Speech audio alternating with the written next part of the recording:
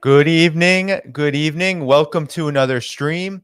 It's your host, Dhaiphong. Let me know how I sound. Let me know how everything is going here. I am live for the second time tonight, or today, I should say. So as you may have watched earlier, 1 p.m. Eastern time, I was on with Carlos Martinez and Ken Hammond. We talked a lot about China, a lot about the multipolar world. We covered essentially what I think was the last 3 months or so of developments relating to China, including the especially important and critical developments of the last week. And now I am back with you live to talk about Ukraine and much more. I have a lot to get to today. So with all of that said, though, make sure that you're hitting that like button on this stream. Make sure that you're hitting that like button. You're subscribing to the channel, hitting that notifications bell. And please do consider supporting this work at patreon.com/DannyHaiFong. You help support updates in equipment, my upcoming trip to Vietnam, and of course, meeting the ever-growing costs of maintaining this channel. We are only less than 5,000 subscribers away. I think we're less than 4,800 subscribers away from 100,000. That's a huge milestone here. Huge milestone for this channel. And I want to thank you all in advance as we get closer and closer to it. So let me just try to adjust this lighting here. I don't know what's going on with the lighting. All right. I think the lights got kind of twisted around here.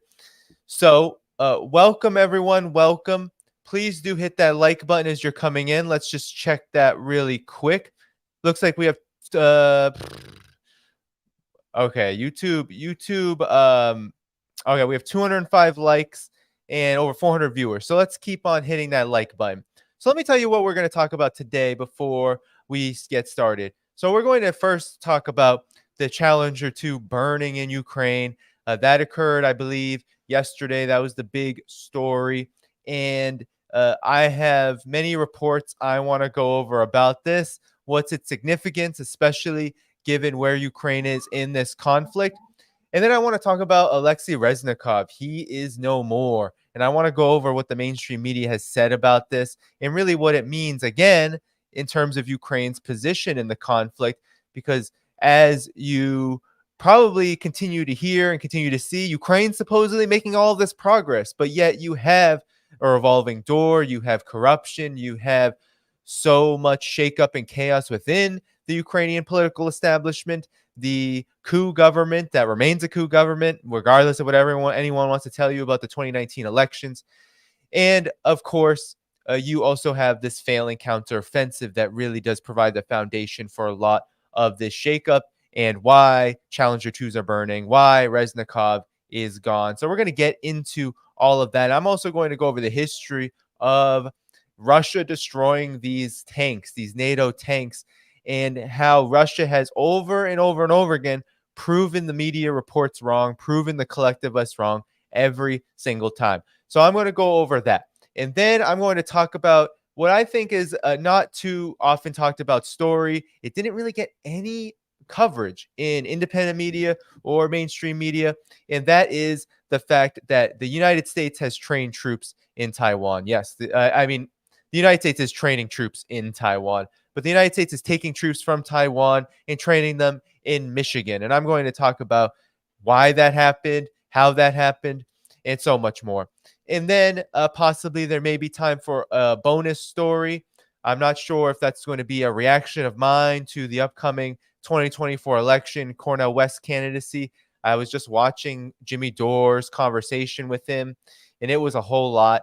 I may get into that, or I might talk about Niger because there have been updates there, including the upcoming possibility of French troops being ousted. So I've not decided on which one I might want to cover, but it all depends on time at the end of the day. So with all that said, we have a very packed show. So let's get right to it. So make sure you continue to hit that like button. Make sure you let me know how I sound. In addition to liking, please do put where you're coming from, maybe where you're tuning in from. And of course, I just want to first say thank you to all of the YouTube members in the audience, all the Patreon members in the audience, all the Substack members in the audience who are contributing a paid membership. Your contributions go a whole long way. Just a reminder, if you sign up for any of those three, Patreon, Substack, YouTube, you get early notifications, early access to content. You also get the ability to ask questions of guests, suggest content, and more. Patreon, though, is the best way to get those perks because Patreon does allow for the most ability to do that. But there's also other options to support, including a new Buy Me a Coffee, which you can find in the video description, including all of the links. But I want to just thank all of the paid subscribers who are viewing right now. I also want to thank all of the moderators who are taking care of the chat today and making it a smooth experience for everybody. I also want to thank, of course, all of the viewers who are here, regardless of whether you're paid or a moderator or anything of that sort. All of you are appreciated.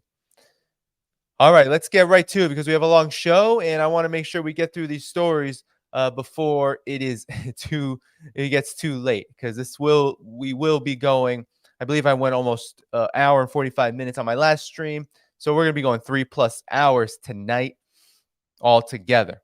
All right, so let's get started.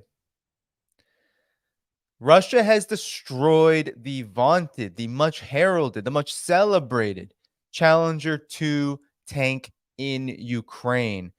This was reported on September 5th in the Zaporozhye region, and the video has gone viral all across social media. Now, the Challenger 2 has been called invincible. It's supposed to be the most advanced tank, one of the most advanced in the world, but Britain has said that it has never lost in any battle, right, in Iraq or any other that it has been deployed. It has been much heralded, and it was seen when it was committed to Ukraine as a real game changer. Of course, we've been talking on this channel about how that was never the case. This was never going to be a game changer for Ukraine, whether the tanks ever made it to the battlefield or not. So the Challenger 2 did eventually make it to the battlefield, and it was first spotted in mid-August as part of this 82nd Elite Brigade that was thrusted into this counteroffensive in an attempt to essentially do whatever was possible to make up for the immense losses in manpower and weaponry that have already occurred over the 2 months prior of the counteroffensive. But none of it has made a difference. And now the collective West has a blunder on its hands, a public relations blunder on the one hand, but it's more than that. It is more than a public relations blunder. It is a reveal. It is a big reveal. I'm going to show you the footage of this. I'm going to share it with you. Here's from The Guardian. But this is a big blunder. This is showing exactly the fragility that the collective West has been experiencing in this conflict since the very beginning. And now it is coming to a head. Now this burning Challenger 2 is exposing, right, through this video. This video, I think it was taken by Ukrainian forces. I believe if you watch this video closely, these are Ukrainian forces being shot at. They're right out on the front line. This as Russia is firing away. So here we go. I'm going to show you how the Guardian will kind of narrate and provide context to this video. So here we go.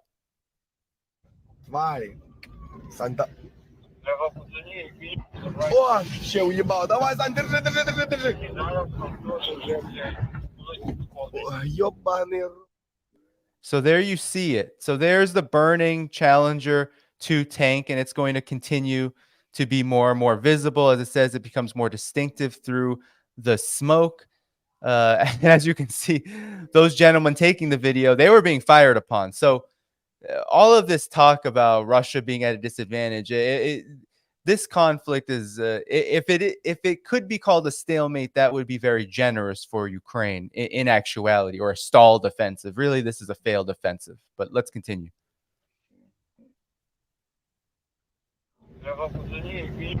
О, ще уебал. Давай, Сань, держи, держи, держи, держи. Ёбаный рот. Ебать, стояли, что вхуярился. Нічого, Сань, держись, блядь. Десь, ще один танк розпіздавали, суки.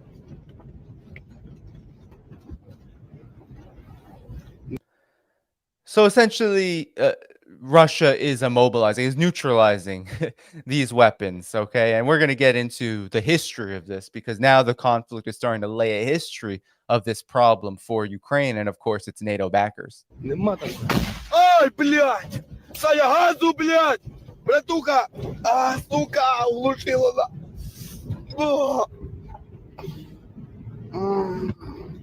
Саня, вниз, вниз, вниз, вправо, вправо. So we don't know much about what happened to destroy the Challenger 2, but it really is a blunder. It is indeed a blunder. The British have heralded this tank as the game changer, as an invincible. They literally have called it invincible, impervious on the battlefield, that it is unbeatable. But well, Russia is showing that actually NATO tanks in general are very much beatable. So here's the U.S. Sun, okay? And I'm just going to go over this report quickly before I get over to friend of the show, Brian Berletic, in his analysis of it.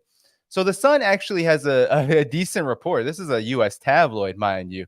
But they say Ukraine loses its first invincible British-made Challenger Tank 2 as the video showed burning wreckage on the roadside. So I'm only going to read a little bit of this. What I want to scroll down to is the never suffered losses. They say the Challenger 2s were assigned to Ukraine's elite 82nd Air Assault Brigade, which was thrown into battle last month. The tanks had been part of a strategic reserve to smash through cracks in the Russian lines, but they were thrown into battle in mid-August as Ukraine struggled to smash through Russia's heavily fortified first lines of defense. So there you go. The Western media is admitting that Ukraine has not been able to get through that first line of defense. So the military informant channel said it seems the British Ministry of Defense will have to change the description of the Challenger on its official website. The Ministry of Defense stated that UK's main battle tank had never suffered losses in operations in Bosnia, Kosovo, and Iraq. So that's where it's been deployed. It's been deployed to countries that essentially couldn't defend themselves. And now that they've engaged in a proxy war with Russia, Russia is able to defend itself with much higher capabilities. The 75-ton tanks, which cost about £5 million each, outstripped their Soviet-era Rust bucket equivalent on T-55 speed, armament, firepower, and the T-55 on speed, armament, firepower, and precision. The Challenger 2's 120-millimeter gun destroyed an Iraqi vehicle during the Gulf from 3 miles away, a kill shot record. Well, that's all well and good if you are attempting in testing out this equipment on much weaker militaries. A lot of these militaries being countries that have always been impoverished, that have just outsized disadvantages militarily. That's all well and good. But now we're talking about Russia. They carry up to 1,800 liters of diesel, giving them an average of 341 miles range speed at 37 miles per hour. If needed, additional fuel can be sprayed on the hot engine to produce a smokescreen, providing cover in battle. The 120-millimeter cannon can be armored with armor-piercing shells that fly towards the enemy at 4,250 miles per hour. But of course, none of this matters. None of this matters. Why does none of this matter? Because Russia has equal, if not greater, capabilities, and they're showing it on the battlefield. So the Sun was given an exclusive tour of the Challenger 2 in Estonia. And meanwhile, Ukraine was set to launch the modified British 2 Challenger tanks in battle for the first time. The battle tanks were spotted near the front line, rigged with Mad Max-style armor and new tactical markings as they were expected to join the battle. So this is all preparations, right? And here's some images of what they look like, and here's kind of a roundup of what's going on. But still, not a lot of self-reflection here. Not a lot of self-reflection here. But now I'm going to go turn to Brian Berletic on this because he is truly an expert on what this all means. And I think he has a very good analysis on what's important here. And I want to just play what he had to say in reaction to this burning Challenger 2. And then I'm going to get into the history of how Russia has been doing this all along with these NATO tanks. These NATO tanks have really stood no chance against Russia's defenses. And that's been quite obvious for the last 6+ months. Remember, it was the beginning of 2023 when all of these tanks, there was all of the, the NATO, gathering around the tanks. Who's going to give tanks? Who's going to give tanks, right? How is Ukraine going to be fortified for that counteroffensive, which was eventually announced and talked about for months and months and months?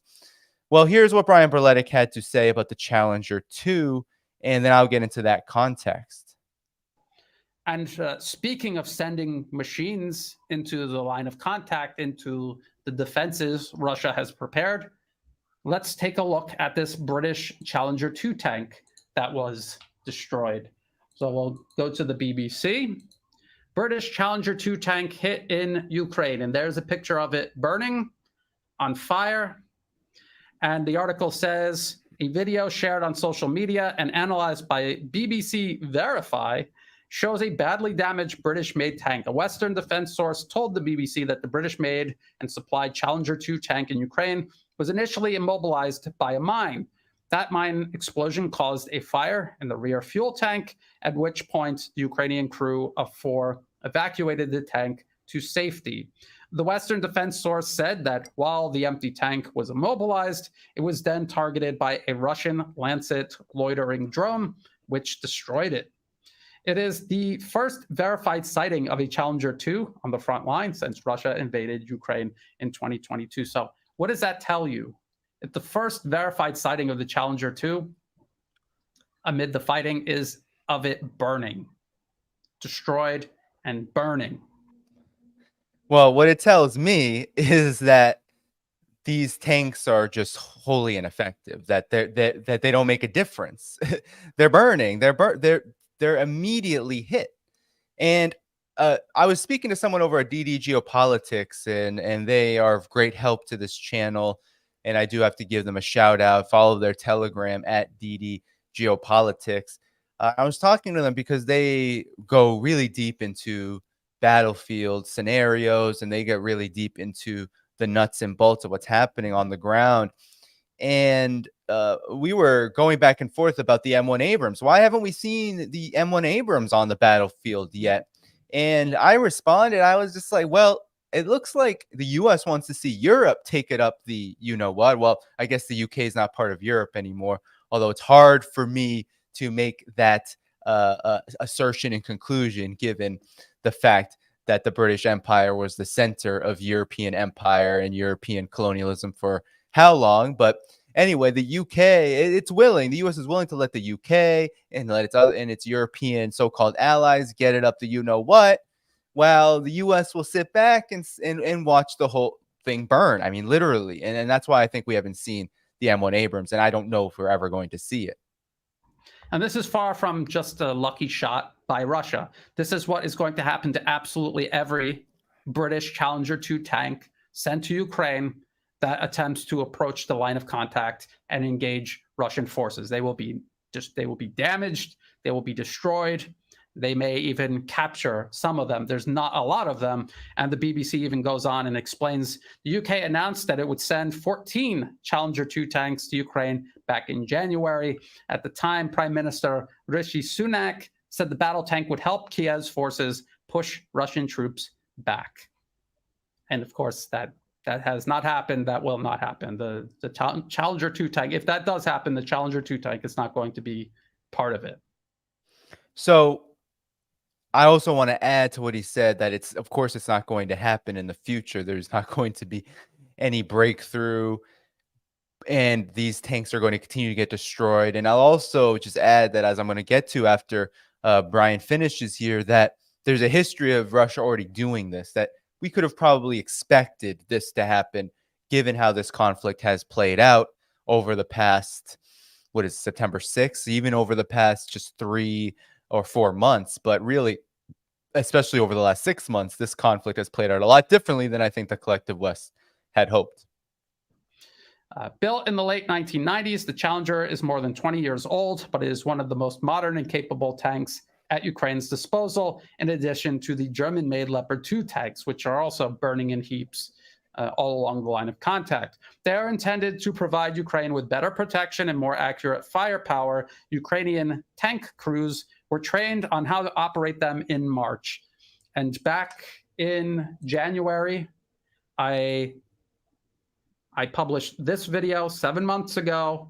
Will Western main battle tanks turn the tide in Ukraine? And I said, no, they wouldn't. And in that video, I talked about how they're going to be training them for a very short amount of time. It's nowhere near enough time for them to be effective, even just as a tank crew, let alone as a tank unit, let alone amid combined arms warfare. I talked about how the Challenger 2, the Leopard 2, and even the M1 Abrams, the US-made M1 Abrams, how none of these main battle tanks are super weapons. They are not invincible. They have seen modern combat elsewhere. They have been destroyed by especially modern Russian anti-tank weapons. I even shared this article from 2007, The Telegraph. Ministry of Defense kept failure of best tank quiet. So back in January, I talked about this old article from 2007, which said one of the British Army's Challenger 2 tanks was pierced by an Iraqi insurgent missile more than 8 months earlier than the government has previously admitted. The Ministry of Defense had claimed that an attack last month that breached the tank's armor was the first of its kind in 4 years of war in Iraq. But another Challenger 2 was pierced by a powerful rocket-propelled grenade in August last year during an attack that blew off part of a soldier's foot and injured several others. The Challenger 2 is reputed to be one of the most sophisticated tanks in the world, and those used in Iraq by British Army are built with Dorchester armor, the composition of which is a top secret. The tank is also fitted with explosive reactive armor at its front that should deflect any weapon fired at its hull. The Ministry of Defense has finally confirmed that the tank's armor was breached last August and has said that an investigation was conducted to discover why the explosive reactive armor appears to have failed. However, the department refused to comment on its findings, citing security reasons. So that's £5 billion. £5 billion of failure. And it was already failing in Iraq. I mean, this was something, you know, they brag about how it never lost in Iraq and how there was never any problems in Iraq. And here it is. Now, they were having problems in Iraq. They were having problems with Iraqi insurgents, those who were fighting against the British, who were, in fact, an invading force. So this is not new necessarily. But what is new is the fact that overall, while the British and the US and NATO at that time could claim, well, even if we have to cover up these mistakes, at the very least, we can maintain an occupation and we can crush Iraq. And that's what they did. They crushed Iraq. And there really, you know, there wasn't much to crush. Iraq was a weaker country. It didn't have the same kind of military. And, you know, we can go over the history. Pan-Arabism had already been destroyed. And there had been decades and decades of destruction of that Arab region, the Middle East, etc. So with all that said, this is different. Russia is operating from a position of strength, and they're showing it here. And a lot of the myths that surround the supposed invincibility of Western main battle tanks is owed not to their actual performance on the battlefield, but carefully managed war propaganda. And this article confirms that they were covering up the failures of the Challenger 2 back in Iraq. And we don't know if the Challenger 2 tanks sent to Ukraine have this top secret armor or not. But even if it did, if the tank failed in Iraq up against poorly trained, poorly armed insurgents, how do you think it would fare against well-trained, well-equipped Russian troops? How desperate is the situation for Ukraine? Well, it's very desperate, and Brian's about to get into it, but at the same, but we're going to get in a whole lot of desperation coming up. I went over this article a little bit with the Duran, Alex Christoforou, and Alexander Mikuris in a recent live stream. I highly suggest people watch that. We covered a lot of ground. Alex and Alexander really broke down the fundamentals of this conflict that the Western media has been trying to ignore. And one of those fundamentals is military industrial output. So let's look at this Financial Times article. Ukraine cannot win against Russia now, but victory by 2025 is possible. Allies must ramp up weapons production to give Kiev the means to overpower Moscow once and for all. And so this is a theme here, because I'm going to also get to this at the end. At the end here, this is a huge theme. There's a huge theme of blame, right? Blame on the failures of the counteroffensive, and how, and also in the prospects for what is hopeful for Ukraine in this counteroffensive, being that they're just not giving enough, and now they need to give more. And if the West just gives more, then next year and the next year, this counteroffensive will finally be successful. This is by Richard Barons. He is a former general in the British Army and was previously commander of Joint Forces Command. So he's someone who you would think should know what he's talking about. But this is what he says. Ukraine's current counteroffensive will not throw Russia out. Not that anyone expected it to. Well, if you were reading the Western media before the offensive was launched, you might have thought that. Nor is it likely to cut the occupation in half before the winter, which might have been one of the more optimistic aims. Again, this was something that was assured before it was launched across the Western media, among these Western analysts and journalists. So I'm going to stop here because I want to get into actually the tank, because this is a great point to end with on Brian's video, because he is saying that it wasn't always assured, and now there's all this hope that if more is given, if more is done for Ukraine by the collective West, then there will be success in 2024, 2025, that this is not over, that there is hope. You hear reports about Zaporozhye, where this Challenger 2 tank was destroyed, that there are being gains made by Ukraine. But I want to show you a few things. I want to go over a little bit of this tank context, right? Because there has been a lot of activity around these tanks. And in terms how the collective West has talked about it. So you probably all remember in January of this year, there was so much conversation. I'm actually going to pull up the conversation, a Western media outlet. So much conversation about just how important these tanks were. So you remember the collective West all got together. I believe it was at Ramstein Air Base in the United States and Germany and France and the UK. And they all got together and they said, what can we do? What can we do? We need to give tanks. We need to give more tanks. And out of that meeting came modest commitments. And then there was the question of, will these ever meet the battlefield? Will they be effective? And the answer has been no. And I'm going to show you just how this has gone since this has been in the overall discourse. And so here you have the conversation. You have Frank Ledwig here, senior lecturer in military strategy and law at the University of Portsmouth. He says that the Ukraine war, the supply of advanced tanks, will give Kiev an advantage over Russia and move it closer to NATO. And so this is from the UK perspective. And he talks about how the Challenger 2s were going to be such a game changer. On January 6th, the announcement by Ben Wallace was made that 12 of Britain's 222 Challenger tanks would be transferred to Ukraine. They're highly effective and superior to what Russia can field, but thus far, there will be too few to make a significant difference. So even then, they were admitting that this probably won't make a big difference, but yet they were still saying it was a game changer. So, and then of course there were all the other things, the Leopards and the Bradley vehicles, right? Leopards from Germany, Bradley vehicles. And so this is how they were talking about it though, right? It will give them an edge over Russia and move it closer to NATO. So that was how it was initially framed. And that's the conversation. It's a mainstream Western media outlet.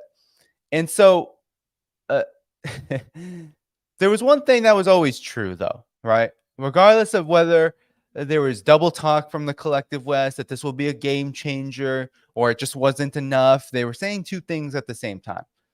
What side of the conflict was never wavering was Russia. Here is what Russia had to say when M1 Abrams were committed, and they I don't believe we've seen M1 Abrams on the battlefield. I don't think they have made it there yet. And this is, it's already September. These were committed in January. The Kremlin says, Russian government says, the U.S., this is from Reuters, the U.S. supplied tanks will burn in Ukraine. That's what Russia said. Russia said that they will burn, dismissing any kind of it says the Kremlin said that any Abrams tanks supplied to Ukraine by the United States would burn, dismissing the expected delivery as expensive folly. So, and that's true, right? Everyone wants to question Russia and say Russia this, Russia that, but this is all played out, right? We haven't seen M1 Abrams tank. There's a reason why we haven't seen them burning. We've seen every other tank burn from NATO, but not M1 Abrams. So U.S. officials said that on Tuesday, this was back in January, that Washington was poised to send dozens of its M1 Abrams tanks to Ukraine, reversing its previous position. That report came after Leopard 2 tanks were committed by Germany. So that was kind of how this was couched. That Russia said, doesn't matter, send them, they will burn too. And the reason why Russia was so confident is because Russia was actually going to do this. Russia was not playing around. They were saying FAFO, mess around and find out. And that's exactly what happened to the Leopard tank. So I don't know if you all remembered, but here is Al Arabia. Russia destroyed all tanks supplied to Ukraine by Poland and Portugal, says Sergei Shoigu, so the defense minister of Russia. And it says Russia forces, this was back in July last month, Russian forces, or a couple months ago, Russian forces destroyed 16 German-made Leopard tanks, or actually 100% of the tanks supplied to Kiev by Poland and Portugal, said Sergei Shoigu. So these were destroyed in the south, Donetsk, Zaporozhye, and the Donetsk directions alone, where Ukraine armed formations are undertaking unsuccessful attacks of Russian forces. So this was during the counteroffensive. Russian forces destroyed 15 aircraft, 3 helicopters, 920 pieces of armor. And this has just kind of been the pattern. All right. So this was, after Ukraine requested more Leopard tanks from Germany to help its ground forces back in June. So they've already done it. And I'm going to show you the photos. Okay. I'm going to show you the photos that came out in June because they had to request more. Ukraine had to request more Leopard 2 tanks. And why was this? It's because the Leopard 2s were being destroyed. Russia says it hit Leopard tanks, U.S. Bradley vehicles in Ukraine. This is from June 2023. There's the photo. This photo also went viral on social media, especially Russian social media, Telegram, but it was going viral in many places as well. Moscow, so Reuters reported that Russia said, this is back from June 11th, that at least 7 German-made Leopard tanks and 5 U.S.-made Bradley vehicles over 2 days were destroyed while repelling Ukrainian attacks. Ukrainian President Volodymyr Zelensky acknowledged Saturday that his military was engaged in a counteroffensive and defensive operations a day after Putin said Russia had repelled attacks, the first attacks of the offensive. So Leopard 2s burning, U.S. Bradley vehicles, which can't really be seen in the same light as the Challenger 2 or the Leopards, but nonetheless still significant. It's the farthest that the U.S. has been willing to go. They have not sent those M1 Abrams out there just yet. My hypothesis for that is that the United States does not want that public relations embarrassment, especially coming on the heels of an election when, lo and behold, Ukraine publicized its vaunted offensive for months and months and months before the summer, where essentially the U.S. election begins, at least in terms of early campaigning. And the Biden administration wants no part of it. They've already been wavering, wishy-washy. They have not wanted to go the extra mile. So, in effect, what does this all point to? I mean, it points to desperation, right? It points to desperation. The Challenger 2 burning is part of this larger problem Ukraine faces. It's not just that there's this one tank, right, that's burning on the battlefield, and just because British called it invincible, that somehow is significant.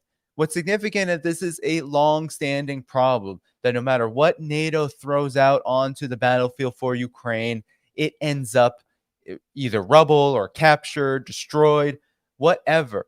But it ends up not working. And so there is no future for this counteroffensive, no matter how much the collective West is going to say that there is. And they're going to continue to say that there is a future for the counteroffensive. We shouldn't be surprised by that one bit. They're going to continue to say that this counteroffensive has a chance. And even when they stop calling it a counteroffensive, when they just say, well, Ukraine will be able to make the gains and progress 2024, 2025, when we can just increase output, that will make the difference. And we just have to wait another year, another 2 years. But that's just not in the cards. Why is it not in the cards? Well, Brian was getting at it. The Duran has been getting at this. So many forces have been getting at this. And that's not how industrial output works, right? You not only have to produce these weapons, but then you have to get them out there. And then you have to get them out there effectively. This is a losing game. The United States and NATO are playing a game of chicken, and they are well behind that game of chicken. And really, the chicken has no head anymore. The chicken that they're playing with, there's no head. They're not doing this based on some kind of military strategy to win a war. That would be a mistaken viewpoint. And I think that when people look at warfare, especially one like this, especially a conflict like this, they look at it in terms of these pieces on a battlefield, almost like they're playing Call of Duty, or they're playing, Battleship, that they're playing these games, and that there's some kind of grand strategy here. And I would argue that the grand strategy here was always, let's weaken and destroy Russia. But the means of getting there were never there.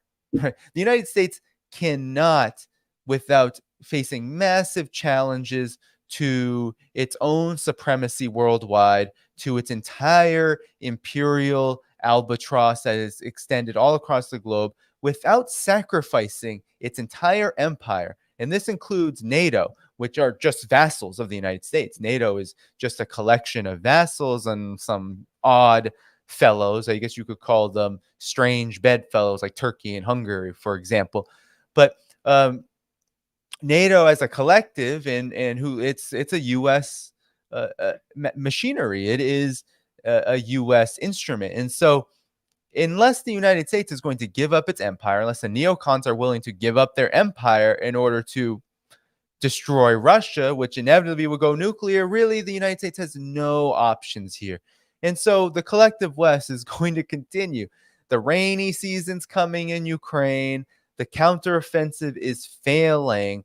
The casualties are mounting. I mean, I think the latest figures from the Russian Ministry of Defense is 66,000 Ukrainians dead in Ukrainian forces dead over the course of this counteroffensive. Those casualty numbers continue to go up and up and up. And the weaponry, the battlefield units, all of these also continue to go up and up and up. And so it's increasingly looking exactly how we, I think those of us who have been covering this conflict from the side of looking at the reality of the situation understood that this is really Russia's to win. But how it's going to be won is going to be done on terms that Russia's already outlined and have been very successful thus far. A war of attrition that allows Russia to maintain political and economic stability while also being able to meet its objectives even over a long period of time in Ukraine. Its objectives were to demilitarize, denazify. There were Azov units just destroyed today. Ukraine's military is looking more and more depleted. NATO is becoming more and more depleted, and its ability to fight back is reducing by the day. So Russia's achieving its objectives while also being able to maintain stability politically and economically, which is very important given that Russia has an experience. If you remember, 1979, Afghanistan, that conflict lasted over a decade. And the collective West at that time was able to drag the Soviet Union and Afghanistan into what was a conflict that drained the Soviet Union of not just its battlefield prowess, its military capabilities, but also drained it of its legitimacy politically. It was damaging to the Soviet Union's legitimacy because it was a quagmire. And as Zbigniew Brzezinski, right, one of the chief neocon strategists, who was a real strategist, mind you. If you read the Grand Chessboard, you will know this. If you read what he said in the Grand Chessboard that the Soviet Union was experiencing its Vietnam and Afghanistan. So Russia has long experience with this trend. Russia understands what the collective West thought it was going to do. And what Russia did was turned that failure of a strategy, it was going to fail in this instance, on its head. Said, well, we are going to fight a conflict like this. We have learned from history. We have learned even from recent history, early mistakes in this conflict. And now we're in it to win it in the way that makes the most sense. And here you have it. Challenger 2s will continue to burn. Leopards will continue to burn. If the U.S. wants to send its M1 Abrams, see you later. It doesn't matter what the U.S., NATO, etc. throw out there. It will burn. And the end result will be massive amounts of Ukrainian casualties. Ukraine is on its way to ceasing to exist. And the conflict will eventually end in some kind of defeat. What form that will take? Well, that really is for NATO to decide, because Russia will continue on its path. And it's going to be NATO, the United States in particular, that will decide how far does it want to take this conflict. Does it want to take it to its logical conclusion, which is a confrontation with Russia, or does it want to accept and concede defeat? Really, the ball will, if it's not in its court right now, it is very much going to be in its court very, very soon. And the burning Challenger 2 should be a warning. So that is the first story, everybody. That's the first story. We have much more to come. So keep liking. We have 1,700 beautiful people watching this stream right now. I think we have just over 600 likes, 697, almost 700 likes. So let's keep liking the stream, everybody. Let's try to get to that 1,000 like plus mark here. So thanks so much for your support. Of course, the best place to support me is on Patreon at patreon.com/DannyDhaiphong. As I continue to upgrade tech, I'm going to Vietnam next month. Super excited. I will be doing some work out there, vlogging work, as I take part in a delegation with the Vets for Peace on Vietnam and the ongoing legacy of the U.S.'s war there. So many lessons we can learn. And I am actually meeting someone at Vietnam's, I have a lot of announcements to get to, but at Vietnam's permanent mission to the UN, and I am going to meet them and hopefully get some connections to people out in Vietnam to talk to about issues like this. So it's going to be great. Okay, it's very exciting time, very exciting time. But next story, everybody, because we got a packed schedule. I want to get to the end because I might want to do some commentary on things I don't usually do. Also get to a lot of announcements. So keep liking the stream, subscribing to the channel if you're new here, hit that notifications bell, etc. And this next story is as follows.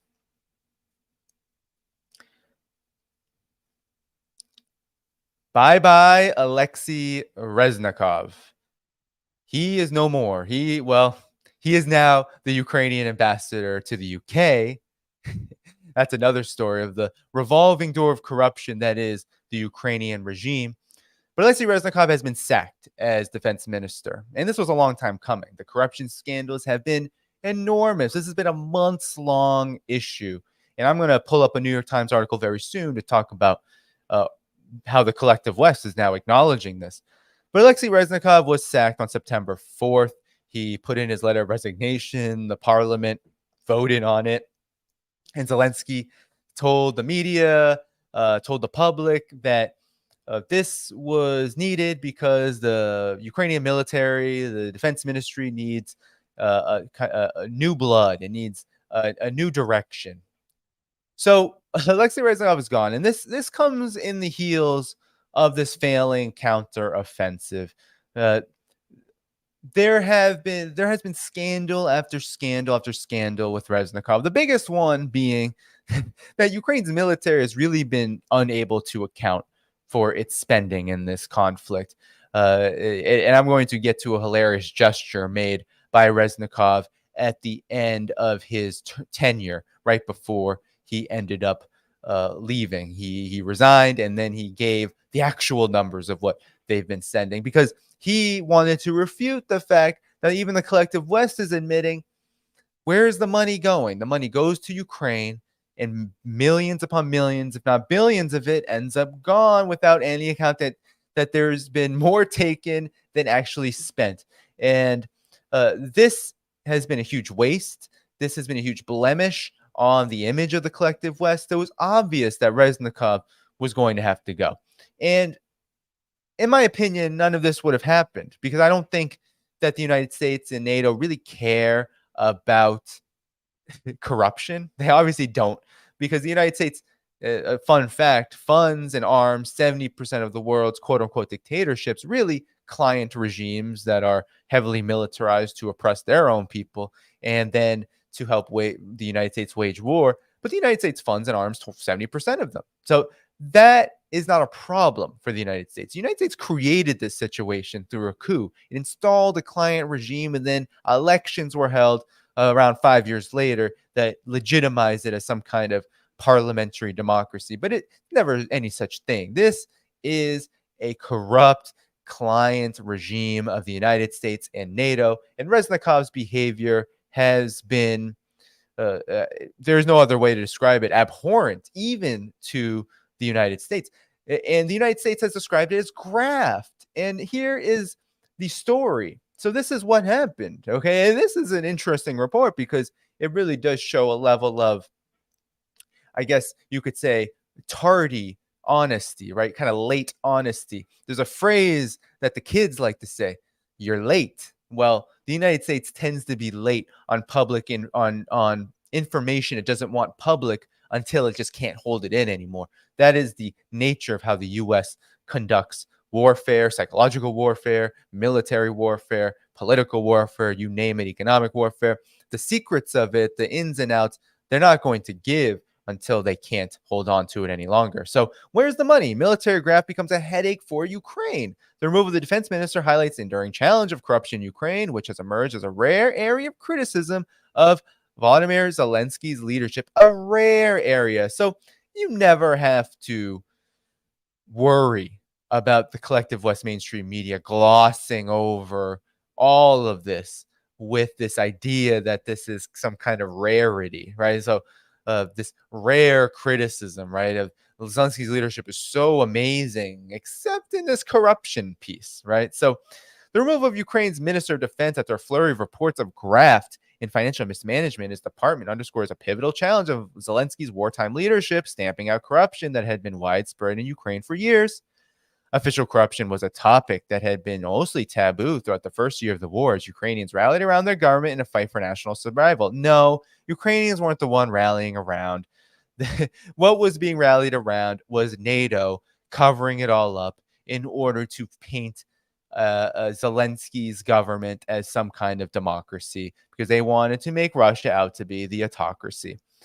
So Mr. Zelensky's announcement Sunday night that he was replacing Defense Minister Alexei Reznikov elevated the issue to the highest level of Ukrainian politics. It comes at a pivotal time in the war as Ukraine prosecutes a counteroffensive in the country's south and east that relies heavily on Western allies' military assistance. These allies have, since the beginning of the war, pressured Zelensky to ensure that Ukrainian officials weren't siphoning off some of the billions of dollars in aid that were flowing to Ukraine. Oh, well, that was a huge failure. Look at Zelensky himself. Look at the way Zelensky lives. Mind you, you have Zelensky's wife gallivanting in France. There were photos of that. And she was buying luxury items. There were rumors that what she purchased was in the tens of thousands of dollars. So just last week, the United States' National Security Advisor, Jake Sullivan, met with 3 ranking Ukrainian officials to discuss efforts to stamp out wartime corruption. It comes as some lawmakers in the U.S. have used graft as an argument for limiting military aid to Ukraine. So you can expect then that conversation that Sullivan had led to this change. The United States sent Sullivan. Sullivan said, hey, you got to make a change. This isn't working. And Ukraine made the change. That shows the character of what Ukraine's government really is. It is a yes government of the United States. Zelensky responded to the pressure from allies and criticism at home with a flurry of anti-corruption initiatives, not all of them welcomed by experts on government transparency. The most controversial has been a proposal to use martial law powers to punish corruption as treason. Reznikov, who had held a range of positions during Mr. Zelensky's tenure, submitted his resignation Monday morning, so that was the 4th. He has not been personally implicated in the allegations of mismanaged military contracts, but the winding investigations at his ministry pose a first significant challenge to the government anti-corruption measures since the start of Russia's invasion. The question here is, where's the money? Said Executive Director at Anti-Corruption Action Center in Ukraine, Daria Kalyanik. A group dedicated to rooting out public graft now focused on work profiteering. Corruption can kill, said Ms. Kalyanik. Depending on how effective we are guarding public funds, a soldier will either have a weapon or not have a weapon. Well, it's not, let's be honest here. It's not just about whether corruption is happening or not. We have to understand that Ukraine is burning through weapons. So there's a myriad of problems here. Ukraine is burning through artillery. It's burning through its tanks. It's burning through every single piece of weaponry it's been given. And then, of course, you have the problem of corruption. That's a part of it. Yes. But what do you think? Don't you think that a losing war effort being taken part by a client regime that was literally installed with the leadership of far-right fascist and neo-Nazi forces, don't you think there's going to be corruption there? Don't you think that putting Azov in the National Guard, putting Azov in major battle units in a war against Russia is going to deal in corruption? I mean, this is the fantasy that the collective West lives in. They try to bury any of these possibilities and then talk about them only after the problem becomes too large to ignore. So at one point this year, about $980 million in weapons contracts had missed their delivery dates, according to government figures, and some payments for weapons had vanished into overseas accounts of weapon dealers, according to reports made by Ukraine's parliament. Though precise details have not emerged, the irregularities suggest that procurement officials in the ministry did not vet suppliers or allow weapons dealers to walk off with money without delivering armaments. And do you think that someone like Reznikov and his subordinates would just let contractors walk without a piece of that cake? Come on, let's be honest here. This is all, while the New York Times is trying its best to talk about corruption, they're leaving out the fact that this is a dialectical relationship. You just don't have contractors walking off without complicity, if not outright participation, from the folks that they're walking off from.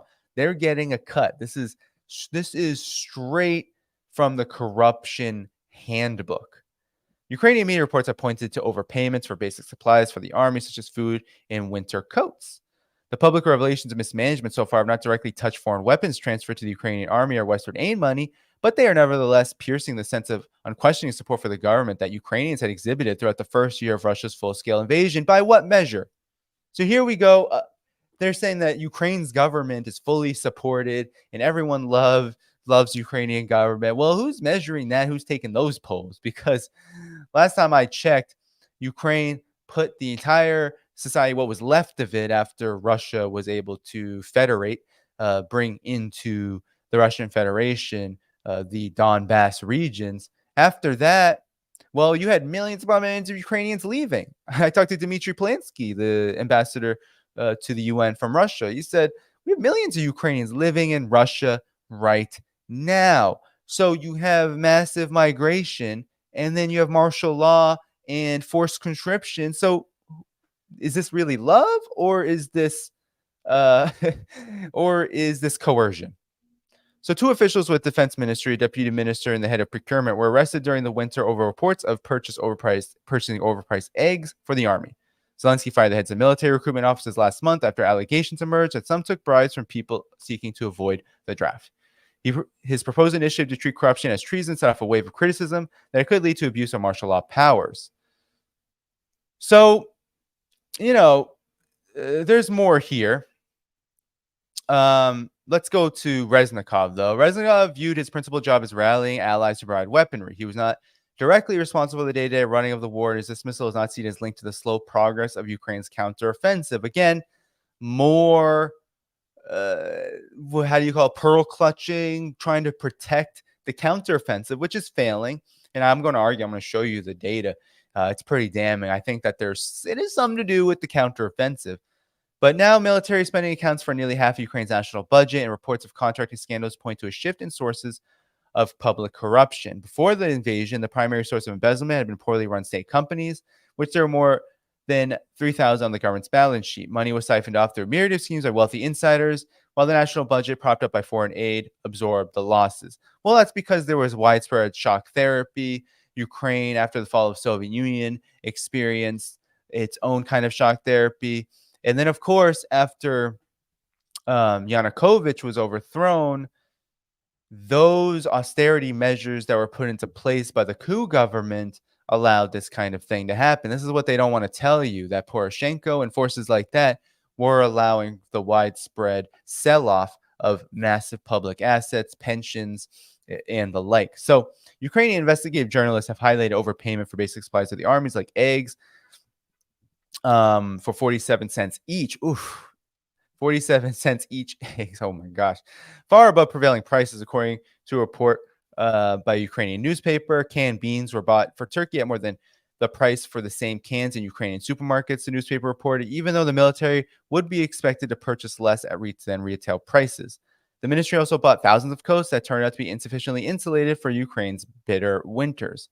Western donors are now closely watching how Ukraine tackles the problem. The chairwoman of the Ukrainian Parliament's anti-corruption campaign, Anastasia Radina, said in an interview, particularly worrying is the proposal to punish corruption as treason because it could allow domestic intelligence agencies like the SBU, which is under the direct control of the president, to investigate official corruption.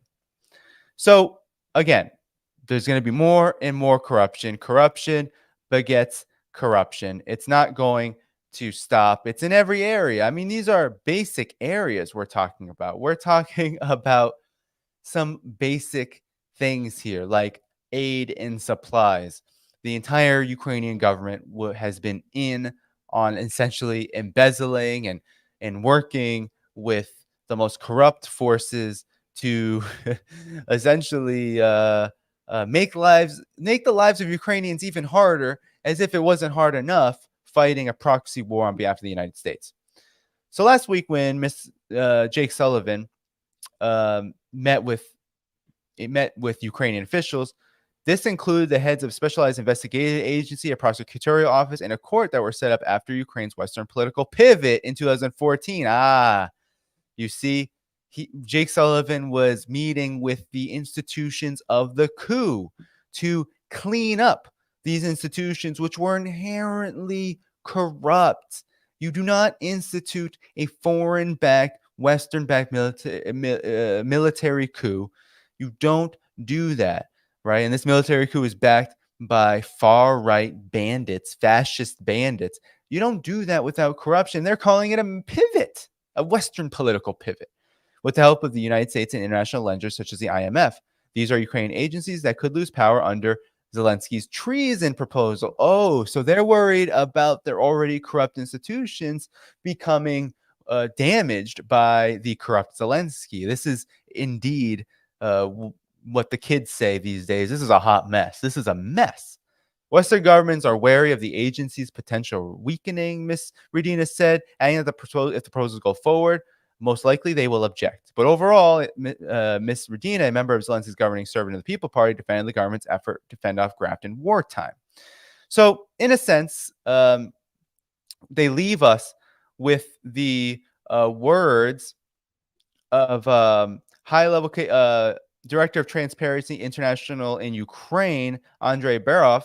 He says that rather than an indication of a nation bogged down by insider dealing, it shows that the country can fight the war and graft at the same time. Scandals are good. The war cannot be an excuse to stop fighting corruption. So that's how they spin it. So again, this is how the collective West likes to do things. They know that there is a problem. Reznikov is gone. There's a problem here. They can't deny that there's a problem, right? Reznikov was part of multiple corruption scandals, from hundreds of millions of dollars gone from the supply of aid, right? The military spending in Ukraine gone. We don't know where it went. There's some rumors that Reznikov spent it on himself, although the Western media says no, he didn't buy a mansion. So there's conflicting reports there. But nonetheless, he is going to be the ambassador to the UK now. So we can expect that he was part of he made out from this. And not only this, but the way that the collective West is now framing this is, can you believe it? They're saying that it's good. They're actually fighting corruption now. And by getting rid of Reznikov, it's part of their efforts to do so, even as there's scandal after scandal, paying 47 cents per egg, buying coats in mass that couldn't even help freezing soldiers and families that are being thrown into the graveyard because of this proxy war. I mean, does it get any lower than this? Well, Reznikov he was a pretty bad dude. If we're going to use Joe Biden's words, Reznikov was not a good dude. And Reznikov, at the end of his tenure, this is what he had to do. This is what he had to say. So he was obviously forced to do this, but here's a little insight into the kind of information that these corrupt Ukrainian puppets are hiding. Ukraine is spending $100 million a day on the conflict. You heard that right? $100 million US a day. Volunteers have provided only 3% of war supplies during the hostilities. He's rejecting corruption allegations. So even as he's being sacked, look at this smiling guy. Look at him smile. He's so happy because he got a job. He was told by the collective West, get out. Zelensky was told by Jake Sullivan, Reznikov's got to go. Zelensky and Reznikov agreed. Parliament agreed. Now he's gone. Look at him smile. He's smiling. He's happy. And that's because he made out good. He's got a nice new job. And Kiev has been spending $100 million a day, and a lot of that money has been going to embezzlement. So a lot of people are being made happy in this conflict. Kiev has been spending $100 million a day on the conflict, said the outgoing Alexei Reznikov. The official made the remarks in an interview with state-run media outlet Ukrainiform, published on Monday, in which he rejected corruption allegations and defended the ministry's procurement policies during his tenure. Reznikov dismissed claims that the country's military has been largely supplied by volunteers and crowdfunding, stating that such was simply unfair given that the government is spending $100 million daily on the conflict. I know all the budgets spent on supplies for the army, these provided by volunteers and officially by the state. I can tell you the supplies from volunteers from February 24, 2022 to date are just 3% of everything that went to the war.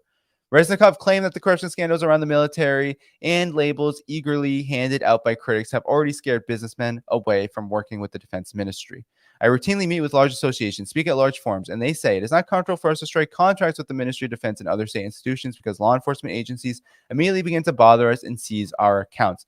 So what he's saying is there's no corruption. There never was. These are beauty, right? I mean, this is he is going out without any dignity, right? No dignity. He was caught. The government has been caught. He's not going to go out there and say, we made mistakes, right? Pull the old Obama, we killed some folks. So we made mistakes in Libya. Reznikov is not going to do that. He is going out with his you-know-what swinging, saying nothing was wrong. Everywhere you look, everyone is corrupt. There are no decent people in the world, suggesting that the ministry's critics universally see their activities as a crusade against rear rats and corruptors within the ministry. So there's the outlook, right? Everyone is corrupt, so why target me? The outgoing minister assumed his post in 2021 in November, shortly after the conflict between Russia and Ukraine broke. Before the conflict between Russia and Ukraine broke out, his tenure has been marred by multiple corruption scandals, with the ministry repeatedly accused of procuring equipment and foodstuffs from the military at abnormally high prices. Reznikov's interview comes after Ukrainian President Zelensky announced on Sunday his plan to sack Reznikov, seeking to replace him with current head of the State Property Fund of Ukraine, Rustem Umerov. Explains the decision, the president of the Defense Ministry said the Defense Ministry needs new approaches, new formats to interact both with the military and society as a whole. Reznikov offered his resignation on September 4th. So there you have it. Reznikov is gone. Reznikov. So I covered this. So this is like part of the Reznikov highlight reel. We have his beginning. We have how he went out with zero dignity, and Reznikov. He was someone who was not the smartest bulb in the bunch, let's say. And this was back in January. This was back when there was the tank conversation. Reznikov, he has always been a deep insider. And he is someone whose tongue sometimes gets a little too, how should I say, fast and loose. And so back in January, he said that Ukraine was actually on a NATO mission. And so that's why NATO should give more weapons. Kiev is shedding blood to carry out a NATO mission set for itself and expects the civilized West to provide weapons and ammunition in return for its service, Reznikov said in an interview with the domestic TV channel.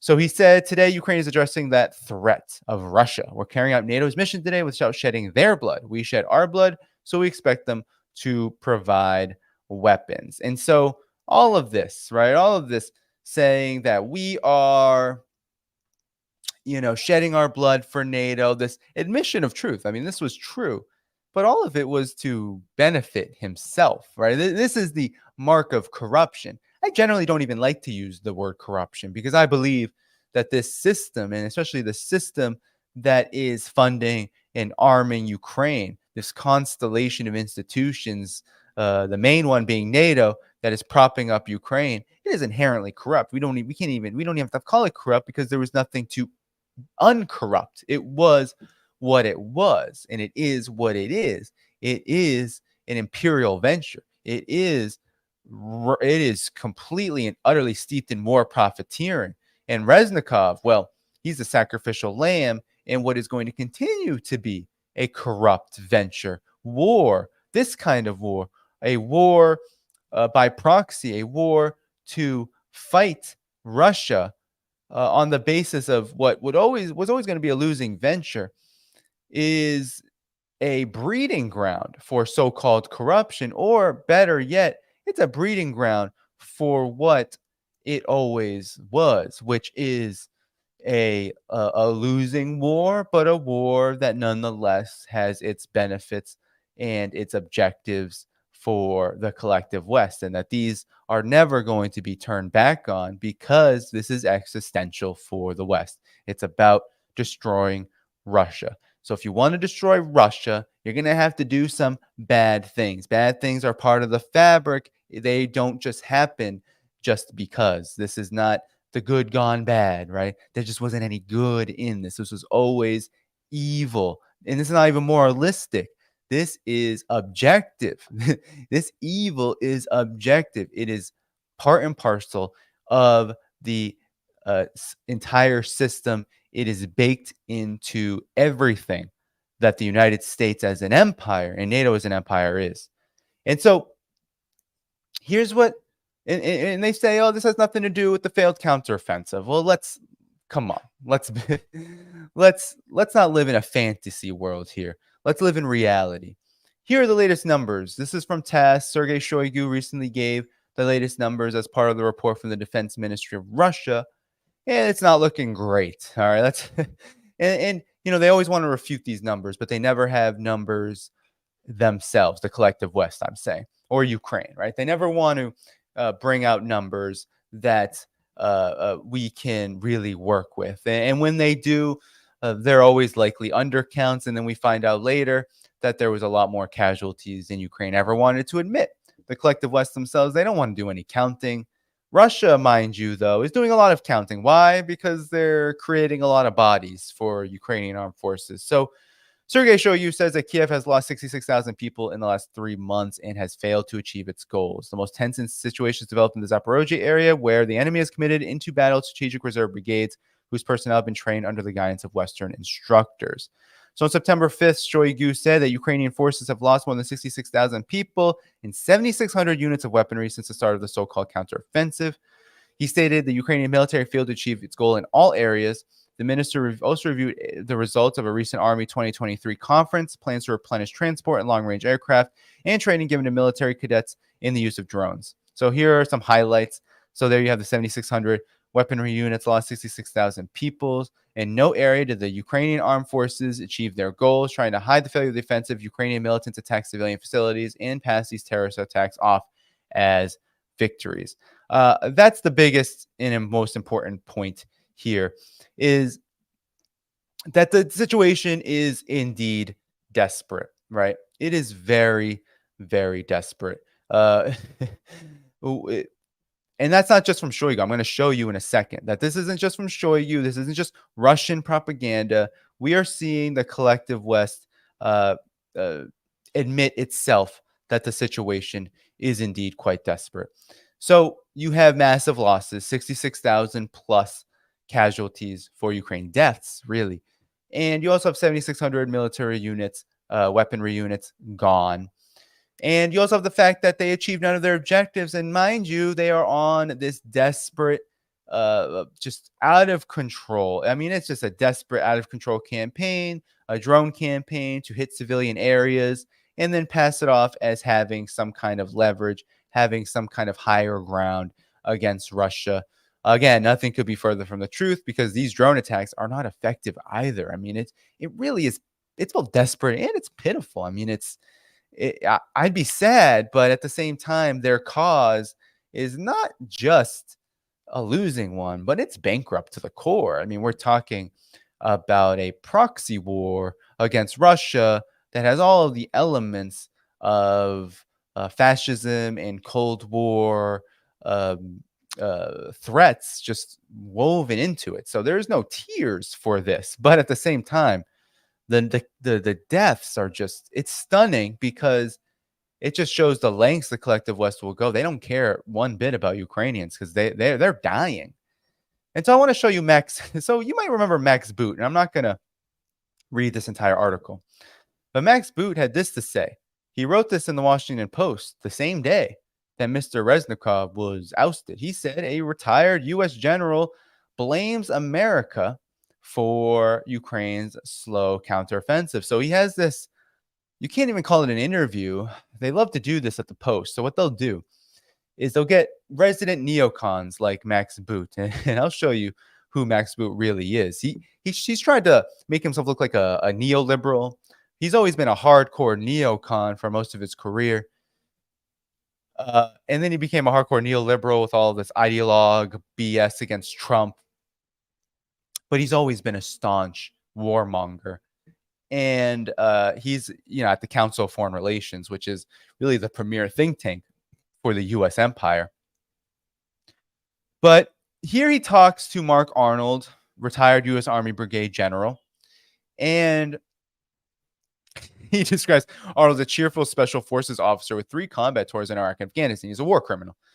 I spent extensive time near the front lines advising the Ukrainian military. So here is what you have. You have someone who's directly advising, a retired general, directly advising a war criminal, Ukrainian's military during this conflict.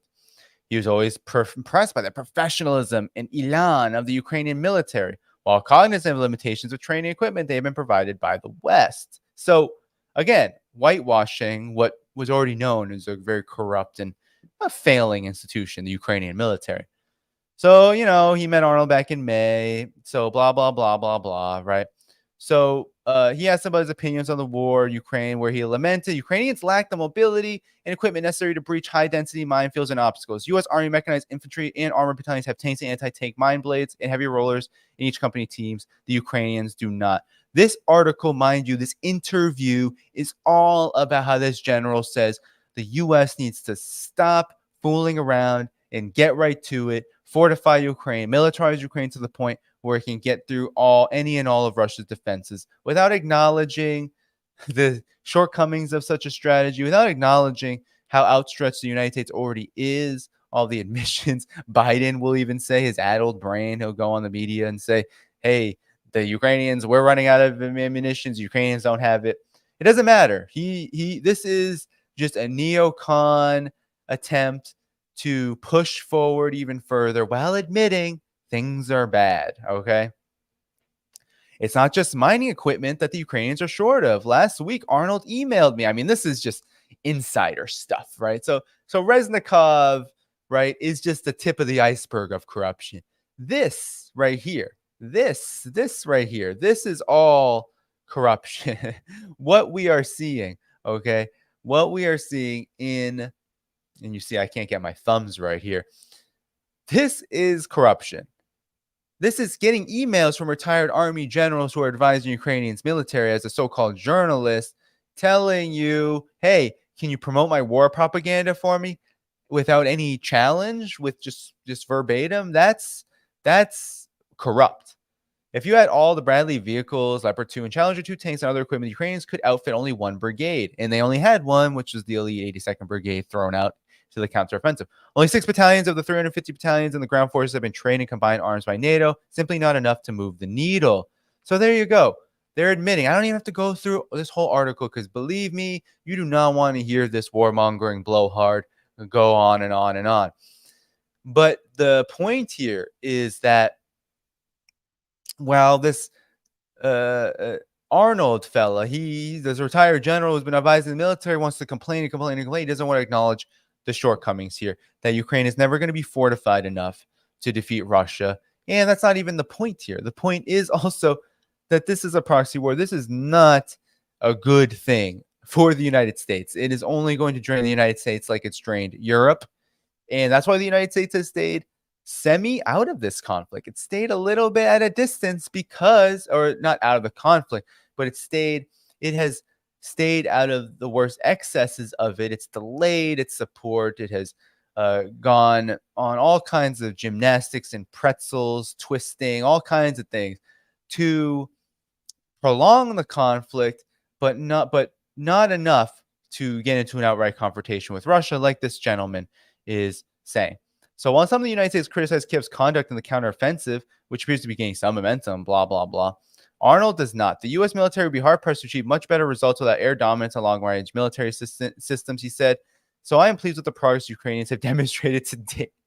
So they don't have enough to do anything to move the needle, but he's proud of the progress. I mean, this is spoken like a true cynic of permanent war.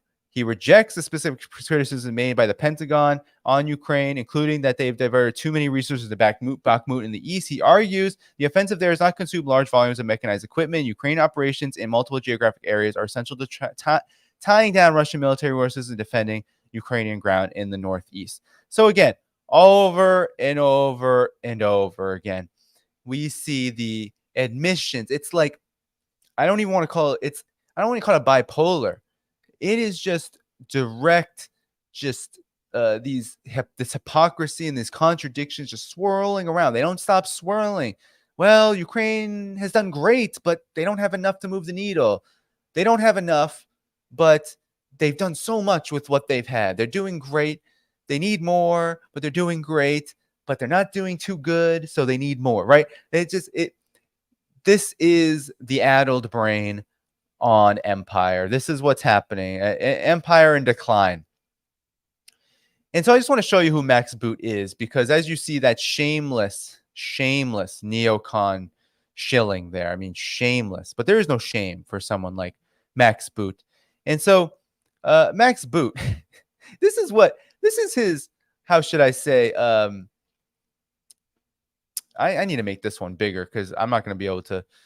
this is his, how should I say, celebratory moment in life. This is what he is most well known for. So back during the Iraq War, Max Boot was just a traditional neocon who wrote for the Weekly Standard. And his article, The Case for Empire, still follows him around to this day. When other publications talk about Max Boot, this is what they talk about. They talk about someone who literally was carrying water for the Iraq War and making the case for the American empire. The most realistic response to terrorism is for America to embrace its imperial role.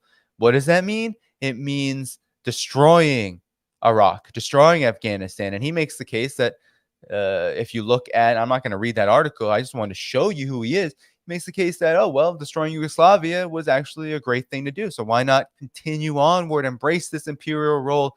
We need to get rid of quote unquote terrorism, which was always just a cover for empire, which produced actually more terrorism that the United States directly supported and still does in places like Syria and across northern Africa. So this is the situation the empire finds itself in. It is quite pathetic. This is a desperate situation for Ukraine. Alexei Reznikov's resignation is not some good thing for Ukraine's government. It's not some wholehearted attempt, this heartwarming attempt to ease corruption. This was the United States saying, get your SHIT together, Ukraine, and you need to do this for us. But also, it has to do with this offensive. This offensive is failing. And every time there's adversity with Ukraine on the battlefield, there's mounting tensions within this proxy government. This proxy war fought by a proxy government is facing increasing instability and, of course, increasing illegitimacy. Ukraine's population is decimated. It is mass migrated. It is impoverished. It is starving. And here you have Reznikov leading a defense ministry which was overpaying for coats and eggs and siphoning off military aid. And it doesn't, while the collective West is saying, oh, well, it's not our aid that we can prove has been siphoned off in corrupt grafting scandals, Alexei Reznikov is kind of saying the opposite. He's saying, actually, we are spending $100 million a day, and most of that is coming from outside support. Most of that is coming from official contracts, which would then seem to implicate Western military aid, collective West, NATO military aid in these grafting scandals. Duh, right? Like, of course it does. And let's not ignore the fact that NATO is itself full of graft. It's just a complete trough of military contracts, of public money siphoned from governments in NATO to spend on private military contracts, which most of the time are just profiteering schemes to dump weapons, to produce old weapons, to produce weapons that don't do anything, and essentially leave the governments with the bill, right? So that is inherently corrupt. The system is inherently corrupt. Reznikov was always going to be a corrupt official. He's a sacrificial lamb for a larger problem that Ukraine is experiencing. That problem being that they're losing legitimacy, that their tanks are burning on the battlefield, NATO tanks are burning on the battlefield, that they're losing tens of thousands of men to the point where they're not going to have any left. The rainy season's coming. The cold season is coming.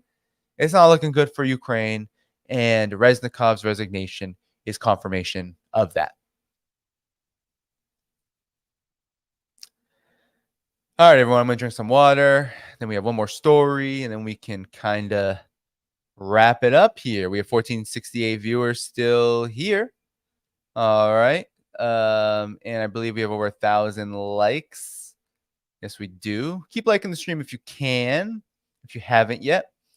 And let me just drink some water.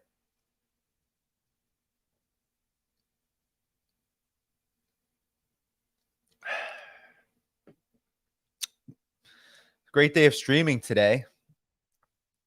I never did this before, 2 in a day. This was an experiment I probably won't be doing anytime soon again. But I'll tell you why I did it later. So let me get to the last story here. I don't think I'm going to do a bonus story today. Sorry, guys. No, it must be so disappointing for you. But nonetheless, it'll be good. It'll be good. And it won't be a long one either. All right. So like, subscribe, hit the notifications bell. You know what to do. And we'll get to some fun stuff at the end, all right? Some announcements and some fun things. So don't leave. All right.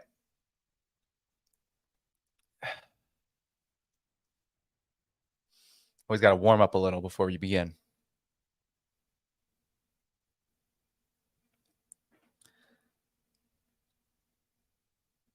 Well, we are here again. The United States is, yeah, you've probably heard me say this before, escalating with China over Taiwan.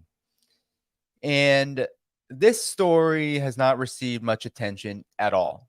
And it may seem like small fries in the context of just utter disasters like the Ukraine proxy war, the $100 million spent per day on the Ukraine proxy war, much of that coming from the coffers of the collective West directly to Ukraine's so-called budget, and then directly onto a battlefield that is literally grinding Ukrainian forces into mincemeat.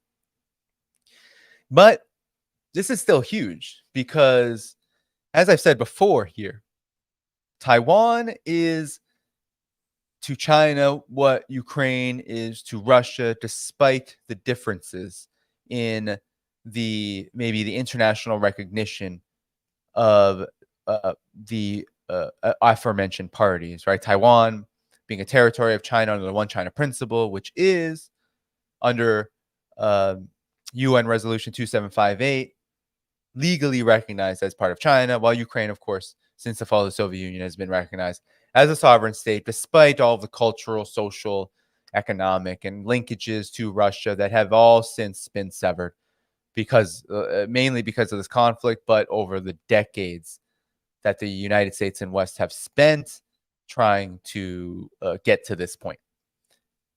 But now we are seeing just over and over and over again. And when I was talking to Carlos Martinez and Ken Hammond on a stream September 6th, they both said that Biden has been worse on Taiwan and on military affairs toward China, military escalations for China, than Trump. And that is true. And it's no more true than this question of Taiwan. So even in just the last several weeks, right? Let's just look at the month of August to the month of September 2023.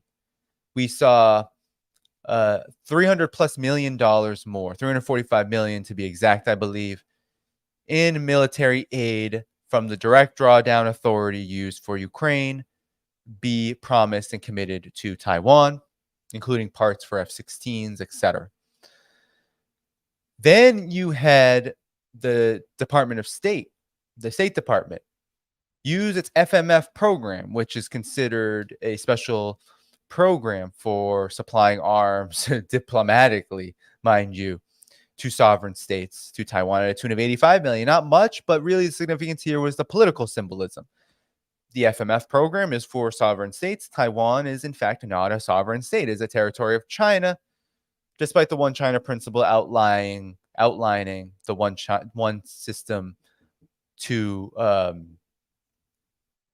one country, two systems model, right? That there is a Taiwan authority, but it's not an independent government recognized as a nation state. That's what the One China principle is. The FMF program, even if it's just $85 million, it seems like nothing, right? It seems like pennies compared to what the United States overall has been pumping into Taiwan. Still, it is a symbolic violation of the One China principle and really an escalation. Now there is further escalation that didn't get really any attention outside of Japanese media.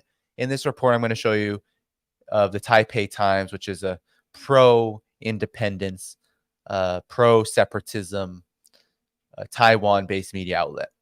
And the Taipei Times talked about Japanese media reporting something big here, that troops from Taiwan joined Michigan drills in July. The exercises were led by the U.S. National Guard instead of the U.S. Armed Forces so as not to provoke China, said the Sankei Shimbun report. So that's a Japanese media outlet. But notice the emphasis on National Guard. So in a sense, what they're saying is, well, the National Guard isn't for forward deployment. It isn't for interventionism. So that makes it better. Well, that could be argued. It could be argued that it's still a huge escalation to be taking up arms inside of the United States with troops ostensibly from Taiwan when it is not a country, it is a territory of China. That seems to be a pretty big deal, a pretty big violation. More than 7,000 soldiers from several countries participated in the exercises in Michigan from August 5th to August 19th, said the Japanese Daily. Following the joint exercises last summer, Taiwan and the U.S. have continued to deepen military exchanges and enhance interoperability. It is unclear how many Taiwanese troops attended the exercises, but the scale was larger than previous training with the U.S., said the Sankei Shimbun. Now, mind you, this is something that's been going on for a while. It was reported, I believe it was within the last year, that in 2021, that there were special operation forces of the United States troops operating in Taiwan doing training with troops. So this has been a long time coming. And there was 100 of them, right? An increase, a massive increase. I think that quadrupled the amount that was officially reported. Taiwan could also send more troops to attend similar training. It was reported in July that the Armed Forces sent an entire joint battalion of the Army's 333rd Infantry Brigade to Michigan for training and to participate in the summer Northern Strike exercise organized by the U.S.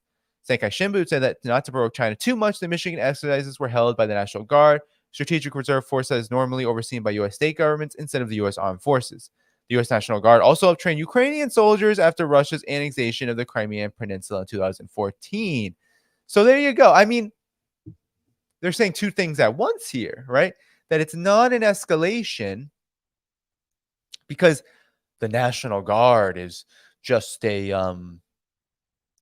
is just funded by state governments. It's not forward deployment. It's not about going around the world and enforcing any diktats of the United States. But then you hear that the National Guard trained Ukrainian forces after Crimea was admitted to the Russian Federation by referendum.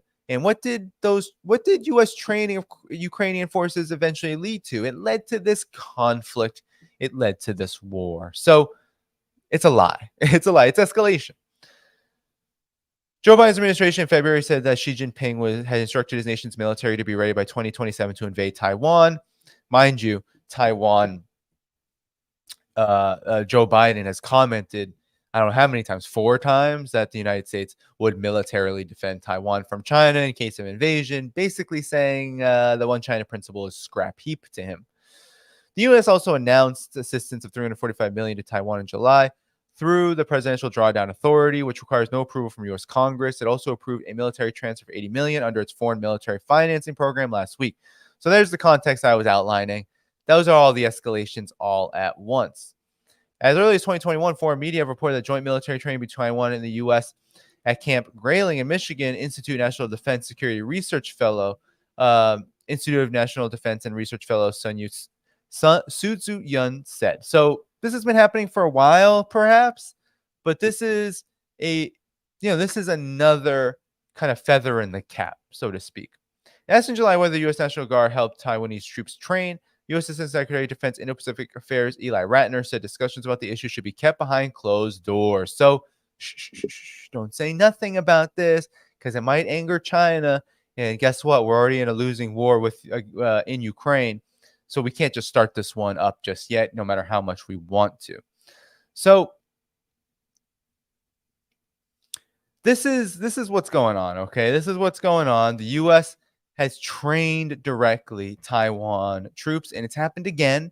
It happened this summer, and China's not happy about it. So here's what China had to say. This is from the China military website, republishing the Global Times. U.S.'s intention to turn Taiwan Island to a powder keg laid bare in military drills. So citing sources from Japanese media on Sunday, it was reported that Taiwan Island last month attended military exercises led by the U.S. National Guard in Michigan. A Chinese military expert and TV commentator, Song Zhongping, told Global Times that Taiwan troops' participation in U.S. National Guard exercises shows that Taiwan Island is enhancing cooperation with all levels of U.S. military forces, including the National Guard, while at the same time strengthening its urban terrain capabilities, operational capabilities in the case of urban war. A research fellow at the Institute of Taiwan Studies at the Chinese Academy of Sciences, Zhang Hua, echoed Song's view, adding that the U.S. and the island are confusing the cause and effect. They say their cooperation is a result of pressure from the mainland, but failed to mention that the pressure is a result of Taiwan independence. And indeed, that is a big part of this. The U.S. has been flirting, but really outright instigating and provoking separatism on the island ever since the Sunflower Movement in 2014 really sparked a public display of this through its soft power mechanisms. But this has been a long time coming. I mean, the United States has been interfering in Taiwan since it wasn't even called Taiwan, right? Since it was called Formosa. I mean, this is the United States' hope. What it hopes is to turn Taiwan into an unsinkable aircraft carrier as colonial Japan viewed Taiwan.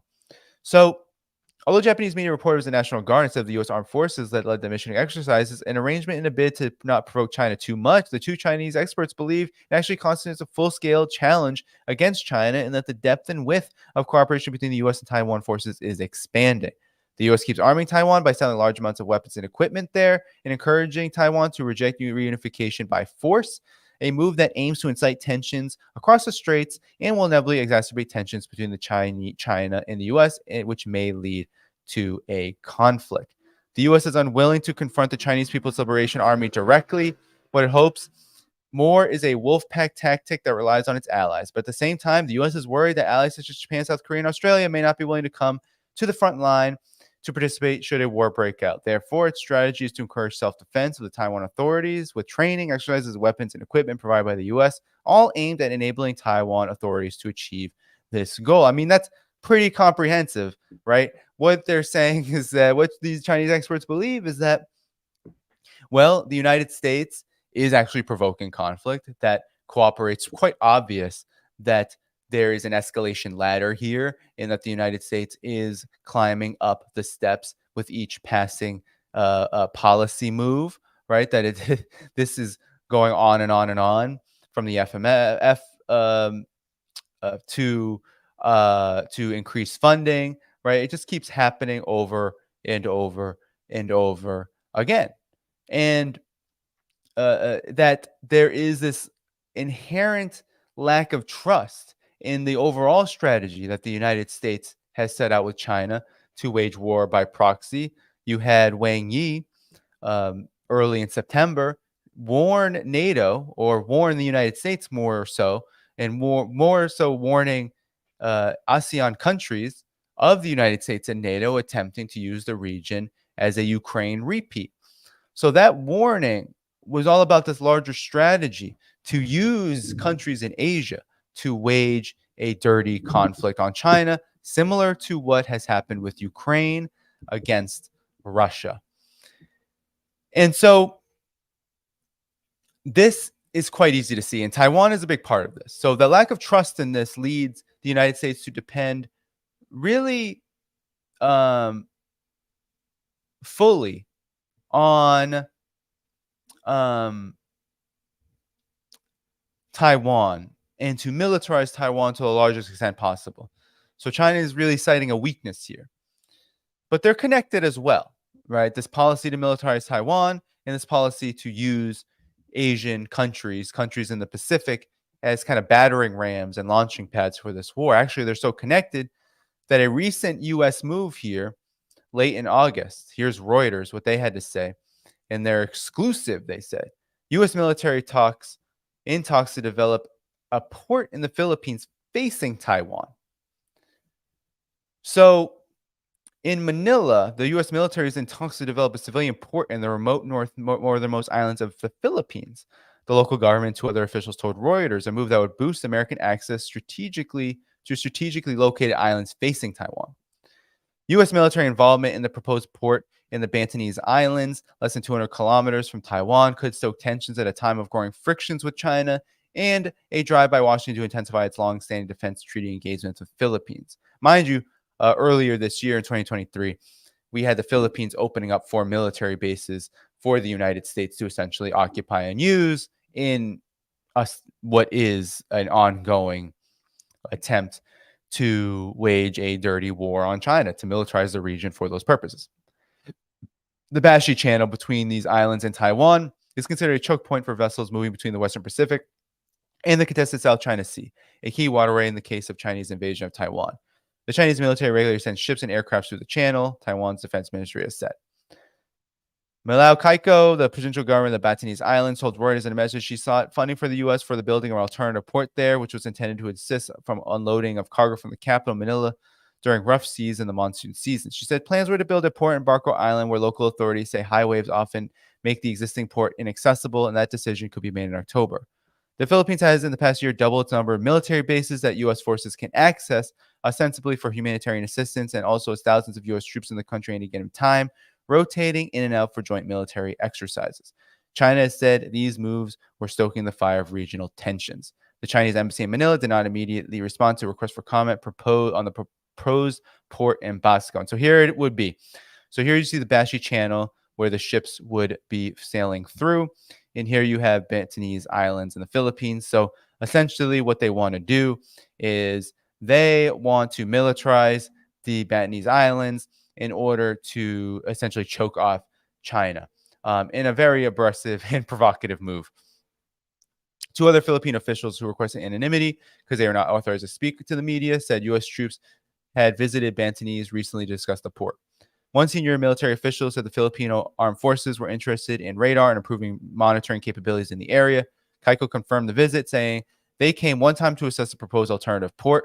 It comes as Washington pursues closer ties with Asian nations to counter China in the Asia Pacific, including the Philippines, its former colony and treaty ally. So Marcos, this new leader, who is the son of the former dictator, Ferdinand Marcos, his son, Ferdinand Marcos Jr., he's the president there. And unlike Duterte, who had threatened to cap U.S.-Philippines military alliance and realign the country with China, Ferdinand Marcos Jr. is doing the opposite. He has sought closer ties with Washington, expanded 4 military bases, including several close to Taiwan. They're not in the Batanese, and announced joint patrols in the South China Sea. He said that the bases under the Enhanced Defense Cooperation Agreement could prove useful if China attacked Taiwan. So he's all in. Okay, he's a puppet of the United States, essentially. He doesn't have an independent bone in his body. He is going for the gusto. And the Philippines and China have already gone into it. So here you have the Philippines and China have also clashed in recent months over disputed waters in the South China Sea, with Chinese vessels firing water cannons as a Filipino vessel tried to send supplies to an outpost.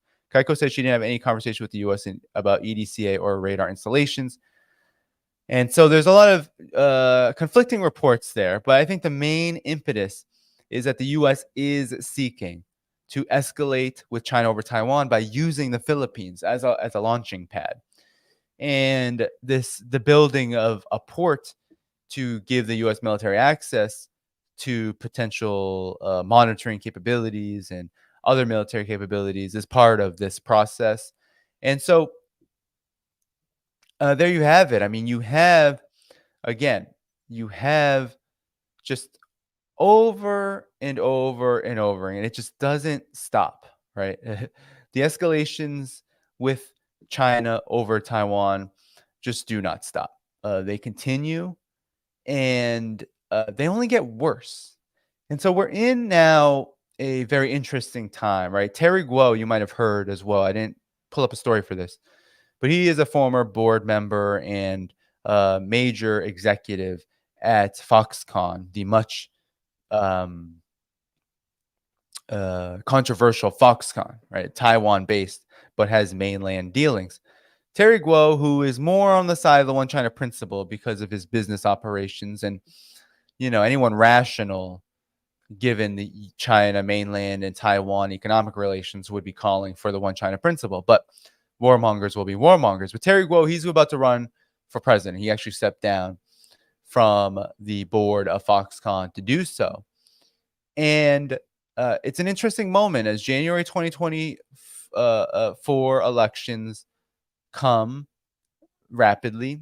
you have a majorly divided vote within the Taiwan Authority over who's going to replace Tsai Ing-wen, who has resigned, mind you. She is not running again under the DPP ticket. It's Lai Ching-te who is running now, and he has the lead because the opposition vote from the KFT to a few other political parties, they are divided, and that is the main discourse happening with the Taiwan election. So it's unclear whether we will see the DPP in power again. But Terry Guo is now entering. What Guo is saying is he wants to unite the opposition parties under his proposal for almost kind of like a de facto alliance to unseat the DPP and to restore better relations with China. We will see whether this works. And of course, Terry Guo is he's a mega billionaire. He is a business mogul. And you could say he would be almost like a Trump figure in some respects without, of course, the vitriol toward China. He is very much about the one China principle. So now there is another kind of wrench thrown into the 2024 elections in Taiwan, which have taken on increased significance, right? Almost like how the BRICS summit has took on an incredibly important significance because of the conflict in Ukraine and because of just how fast the US-led unipolar imperial order has rotted during this last couple of years, and how de-dollarization and multipolarity have accelerated. So too has the US's escalations and Biden's escalations with Taiwan made the election in the Taiwan Authority even that much more critical now that these two countries, the US and China, are really on the brink of war. And I talk about it a lot in this way because I think it is underestimated to many degrees. I think there's still a lot of people out there who think, well, it's not going to happen anytime soon. We're not going to see a war between China and the US anytime soon. Some believe this because the US can't afford it. Some believe this because they think maybe cooler heads will prevail. There will be a nuclear catastrophe and everyone loses. Some people believe that China is just ready to fight such a war, so the United States just better not dare, or they will find out that they've bitten off more than they can chew. But I would caution against this idea that those factors and scenarios alone rule out the possibility of a war. I was one who did not believe that Russia would have to intervene in Ukraine, but I was wrong. I didn't know what was happening in the back channels of the Russian government, what they were discussing.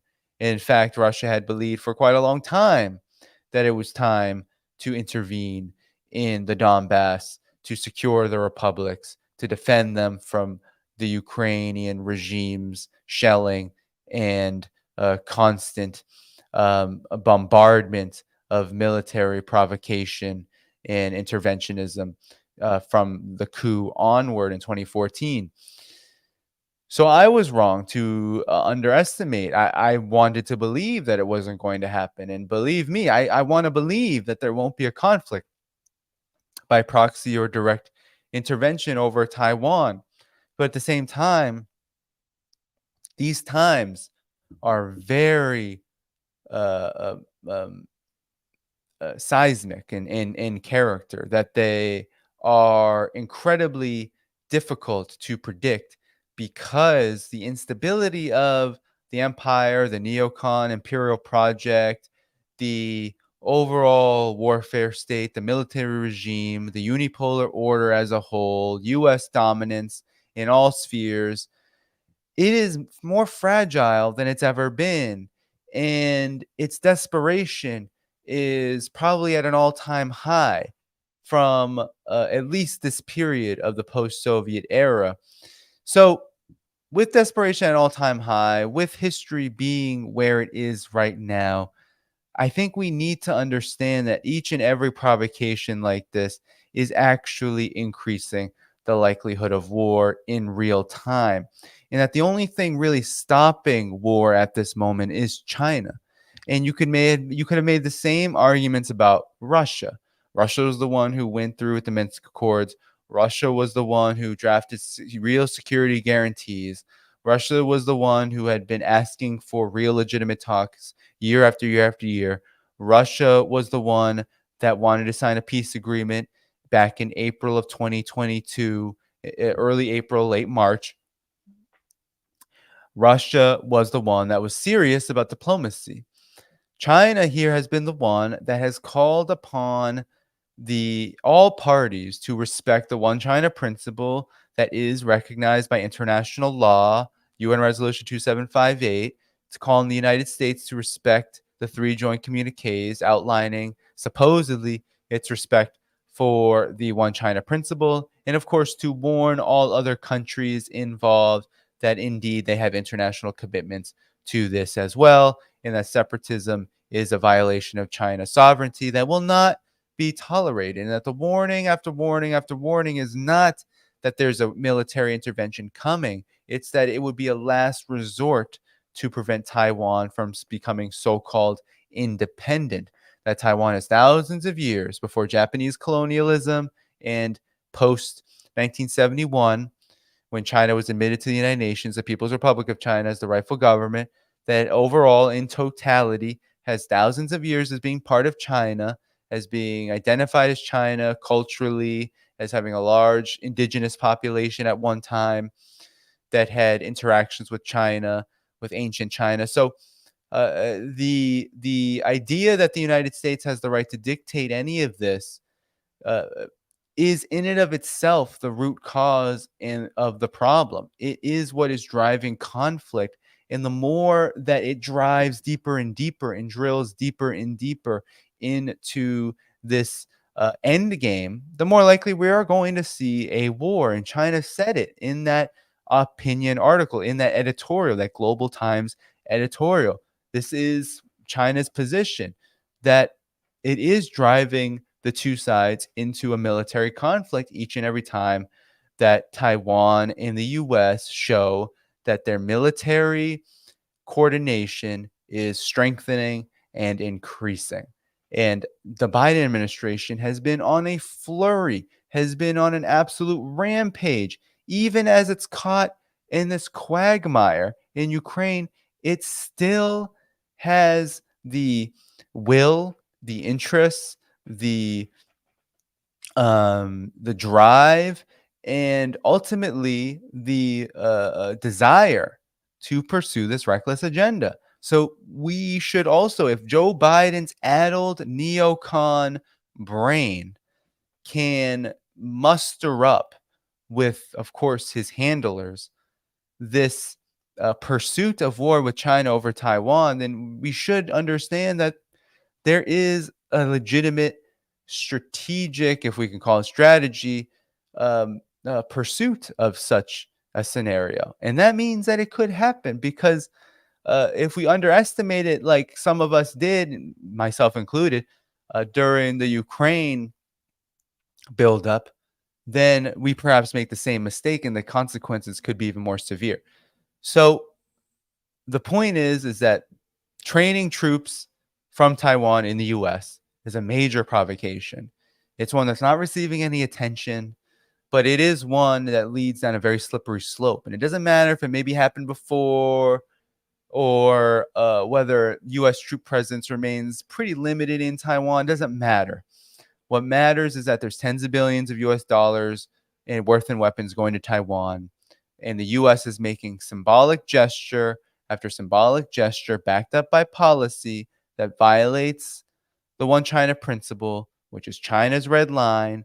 And eventually, these violations are going to build up into a major conflict if they are not stopped.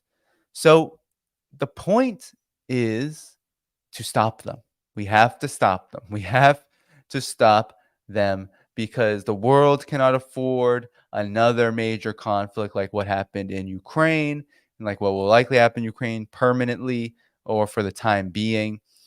The world cannot afford the United States and whoever it's dragging along with it to sacrifice the interests of humanity for what truly is a dirty, vile, and absolutely reckless pursuit of hegemony in a war with China. It is just not in the cards. None of us will survive it.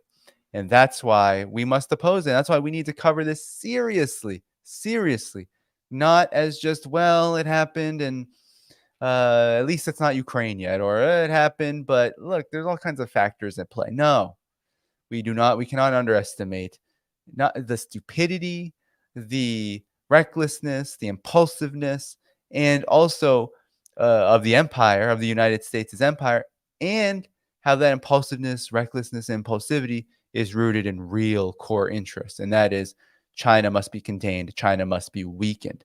That is an existential cause that is not going to be dropped. There are every single section of the elite, from the business class to the military class to the intelligence apparatus, the deep state. We can go on and on and on. They all agree with this to a large degree, even if there are some semblance, some worries about it. Doesn't matter. Worries about the tech war, worries about economy from the business class, doesn't matter.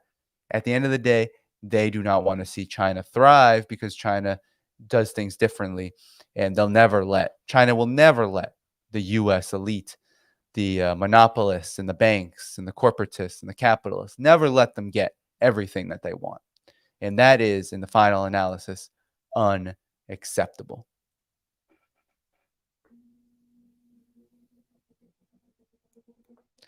All right, everybody. So that's it for the stories for today. I'm not going to get an extra one because it's been 2 hours already. Time really flies when you're having fun. Okay. So quickly, a few announcements. All right, I'm going to get to the super chats, a few plugs, and then I'm going to head out. All right. So first off, announcements. Next stream, maybe Saturday night, perhaps. Not sure yet. So you won't see me for the next couple of days. September 12th, 8:30 p.m. Eastern, I'll be back. Margaret Kimberly will be returning back to the show, 8:30 p.m. Eastern, with Gerald Horn. He is a renowned historian. He is very good on the issues of the Cold War, on Ukraine, on we'll be talking about a lot, BRICS, Africa. We'll probably be centering a lot on what's going on in Africa during that time. So save the date, 8:30 p.m. Eastern, September 12th. Margaret Kimberly and Gerald Horn will join me. And furthermore, we have more announcements. Friday, September 8th, I'll be on Brian Berletic's program. That will be 9 a.m. Eastern time. I'll be on Brian Berletic's program. And let's see. So what else is there? So there's 9 a.m. Eastern time Friday, Brian Berletic's New Atlas live stream.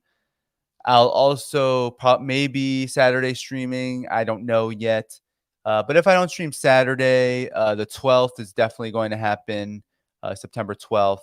I also have confirmed with Brian Berletic for the 17th of September, which is quite a ways from now. And also the Duran is coming back on the show the 19th of September. So save the dates on those. I'll get you the times. I think Brian Berletic will be probably 11 a.m. Eastern, as is standard between us. I think the Duran will be 1 p.m. Eastern on the 19th. So it's going to be a good month. And I am getting in a lot of content this month. And you might be asking, why are you on 2 times in a day? That's crazy. Yeah, a little bit. But the reason is because I need to talk about a lot of things before I leave for Vietnam, because Vietnam is going to be an intensely long trip where I will be keeping the channel active with clips, as well as hopefully uploading some original content. Who knows if I'll be able to live stream from out there? We shall see. I'm only going to be bringing a mobile setup. I'm not going to be bringing my whole... It's just I don't have a travel setup like that, nor do I want to be carrying around lighting and camera work. I don't have a person to help me with that. So I'm going to be bringing my basic mobile setup like I did in China, where I interviewed Andy Borum and did a few conversations that were, I believe, good enough quality. So I'll do some of that. And some people ask when we see Luna Oi. Not sure yet. She said she might not be in the areas I'm going to be in when I go. So it's not clear, but I will be working toward making contacts. I need to actually get to that. I need to start reaching out. But I'm going on a delegation of Veterans for Peace. So this starts October 12th, a 2-day travel. I get there the 14th. It's going to be quite the trip. But I'm going with the organization Veterans for Peace, which I've been connected with, and especially where I grew up in Boston. And they have people who live out in Vietnam, and they've been communicating with me since I've been writing, asking when I was coming. And I'm like, a lot of times money was kind of the question that was preventing me, and then timing. Certain events were happening in life at the same time in the delegation just didn't work out. But now it's working out. So I'm going, and that's why I'm going to be packing a lot of content for September, because October is going to be a slow month. Not a lot of streaming happening, as I'm gone for like 17 days out of that month. And with all that said, so those are the announcements for the guests, for what's happening on the channel. Of course, for the Vietnam trip, if you are able to become a regular contributor monthly on Patreon, that's great. Patreon.com/DannyDhaiphong. There are annual options, which are actually the best, because you get to pay one time per year. And they go a long way to keeping support for me each month as I do things like this, which do have a lot of costs to them. I mean, this trip is a delegation, but it is one that includes a donation to the organization, which I get. They're trying to, this costs money to develop and organize, and they have an organization they're trying to keep afloat. And it also includes the costs of all the things that you need for a 2.5-week trip, which is, airfare and lodging and all of this stuff. So paying the tour guides, all that stuff, like visas, etc. So if you can, patreon.com/DannyDhaiphong. It's the best way to support. There's also other options, Substack, subscribe for free on Substack if you can't do paid, but paid memberships there, people tend to like. YouTube memberships, great as well, $4.99 per month. Of course, you can do a buy me a coffee, PayPal, etc. One-time options in the video description too. And, all of this, you get not only all of this content, but in a lot of instances, when you become a member, you do get early notifications, archives, for example, on Substack, to articles. In the case of Patreon, suggesting guests, you can do the same thing, questions to guests. There's a lot of different perks that you can receive. And, I'm going to be working to upgrade those as well. And it gets just a little harder when you don't paywall content. I see some creators these days. I see it out there. I see even creators who, are kind of doing this full-time thing and they're like paywalling their content. You'll never see that from me. You're not going to see, you've caught the first half hour of the stream, and now you can only, if you're catching the playback, get the last half. And I'm not going to do that, at least not anytime soon. So, all of your support goes to improving the channel.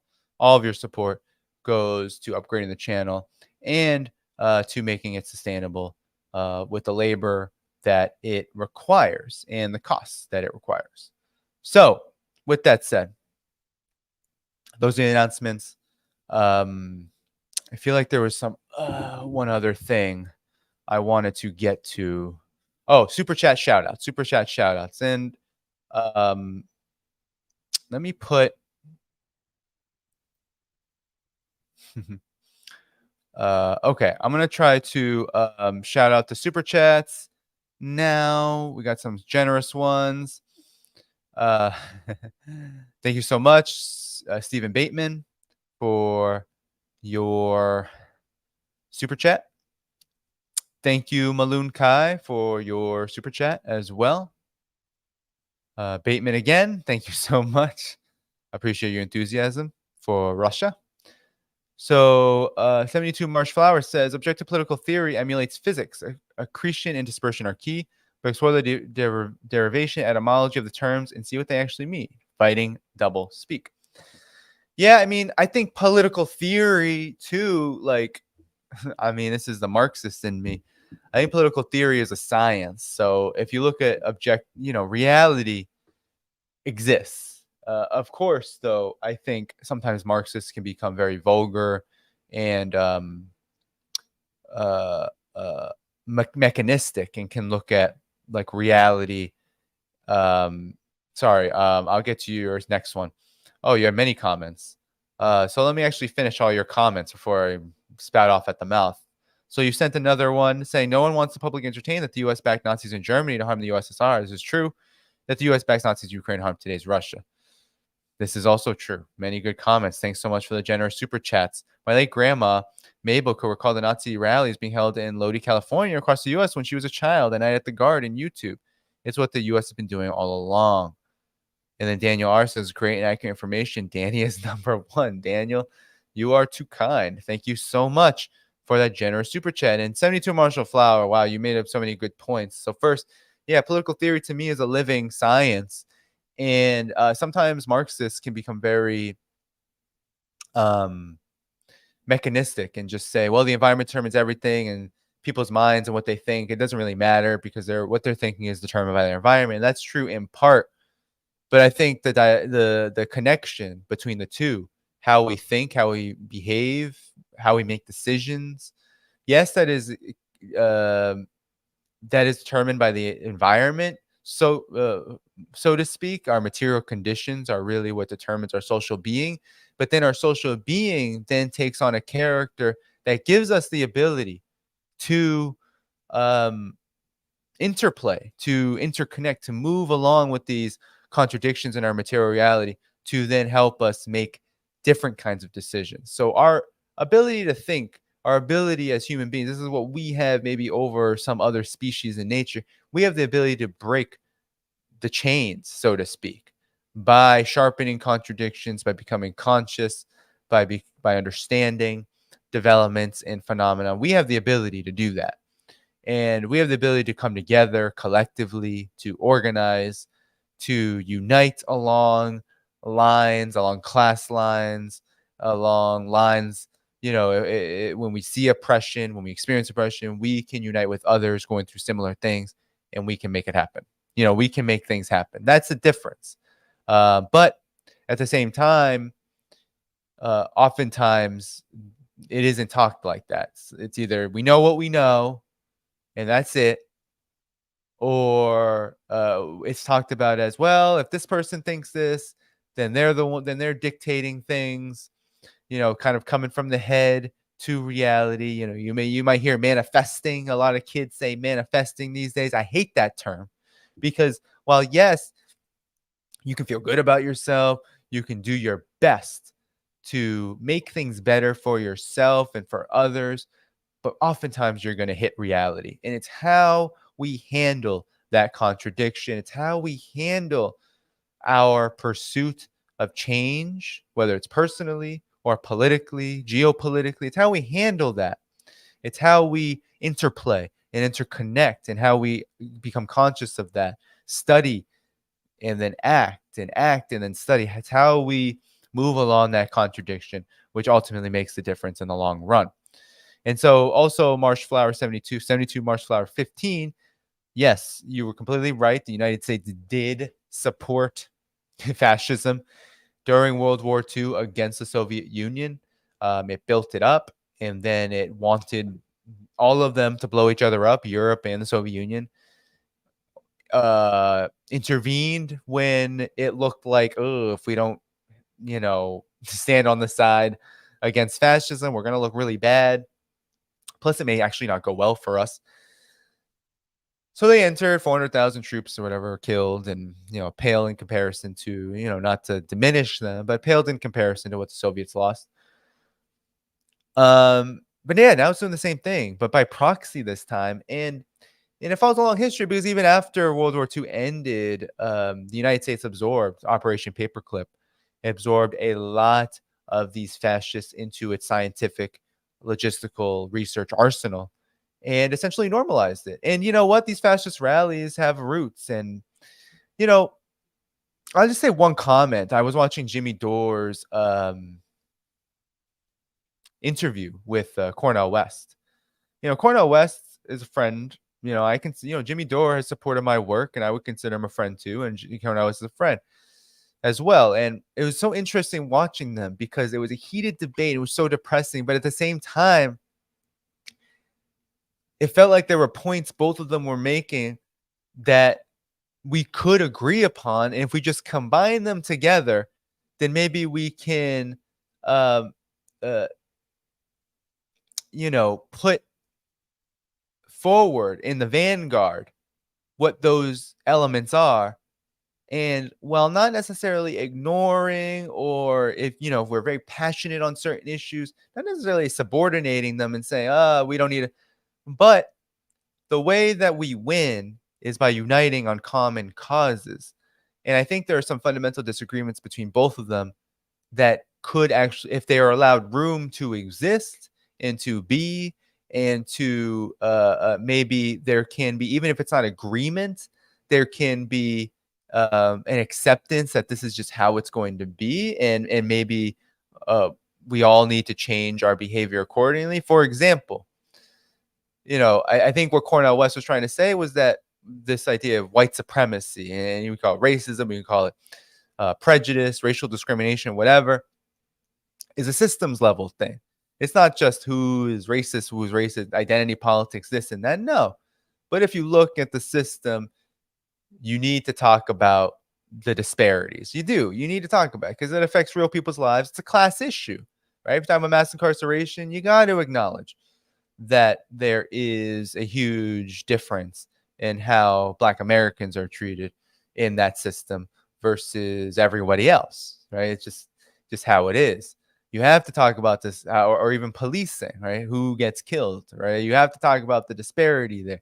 You have to talk about the disparity in poverty and wages. You do have to talk about it, and you do have to organize around it once it is recognized. It doesn't mean you can't unite along common oppression and what we all go through along class lines, but it does mean you have to recognize the particularities. I don't necessarily think that was communicated 100% clearly, because I think, in conversations that get heated, we end up not communicating things ever so clearly. I've been there. And so, it's no knock on anybody. That's just the reality. When we really care about something, we can end up, that message may be getting lost. And I do believe that could be very well agreed upon on all sides of the political spectrum, really seeking an independent path out of the Democratic Party. Now, there's also the issue of, like, how do you run an election campaign? That I think that there are points that are worth meriting, right? Like, if we are truly to take a message out to the general public, right? We don't have to necessarily mince our words or say, or take a position on a particular issue that is against our principles. Like, let's say the issue of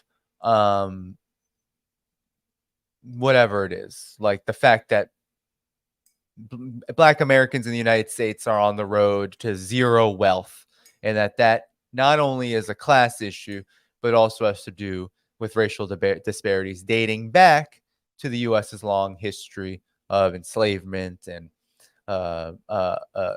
racial genocide, etc. We don't have to say take a different position, but at the same time, I do think in a political campaign that's trying to, let's say, get the 5% to debate, I do think that the United States is it is maybe the most right-wing country on earth in reality, ideologically and systemically. Maybe not. It may not share the kind of more harsh elements that some of its spawn, right? The countries that it spawns, the leaders that it supports, surely openly maybe more bigoted, maybe more ruthless, right? I mean, Saudi Arabia, women weren't even driving for a really long time in Saudi Arabia. So we can't act like the United States openly is one of the most right-wing ideological countries. But if we look at the roots of things, then yes, if the US is at the root of all of this, then surely it is in actuality the most right-wing country in the world. So with that said, crafting a campaign message that's going to appeal to large numbers of people within a corrupt and very much limiting electoral system where elites literally control everything, then yeah, perhaps the way you frame how you talk about things will need to be considered. I mean, even the most radical of elements, right? Even the most revolutionaries, the farthest left communists, think about this for all intents and purposes, whatever it's worth to people. They think about this. They think about, well, how do we unite the advanced, isolate the reactionary, as well as win over elements to, even just a common issue. Like, and that's where I think some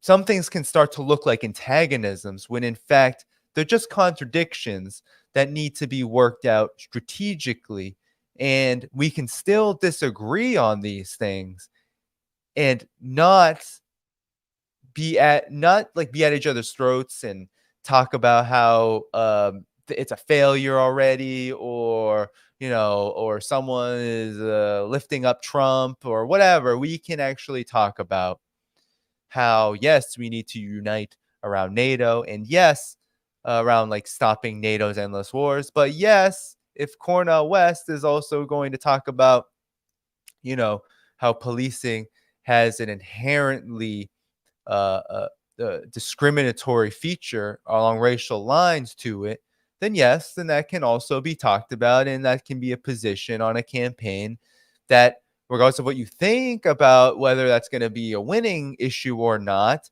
at the end of the day, like, I think that there are principles meriting that to occur, to happen, and for me personally, I wouldn't disagree with it. So there's a lot of, I think, complexities, but I'm not an electoral expert, and I'm not here to sit here and think that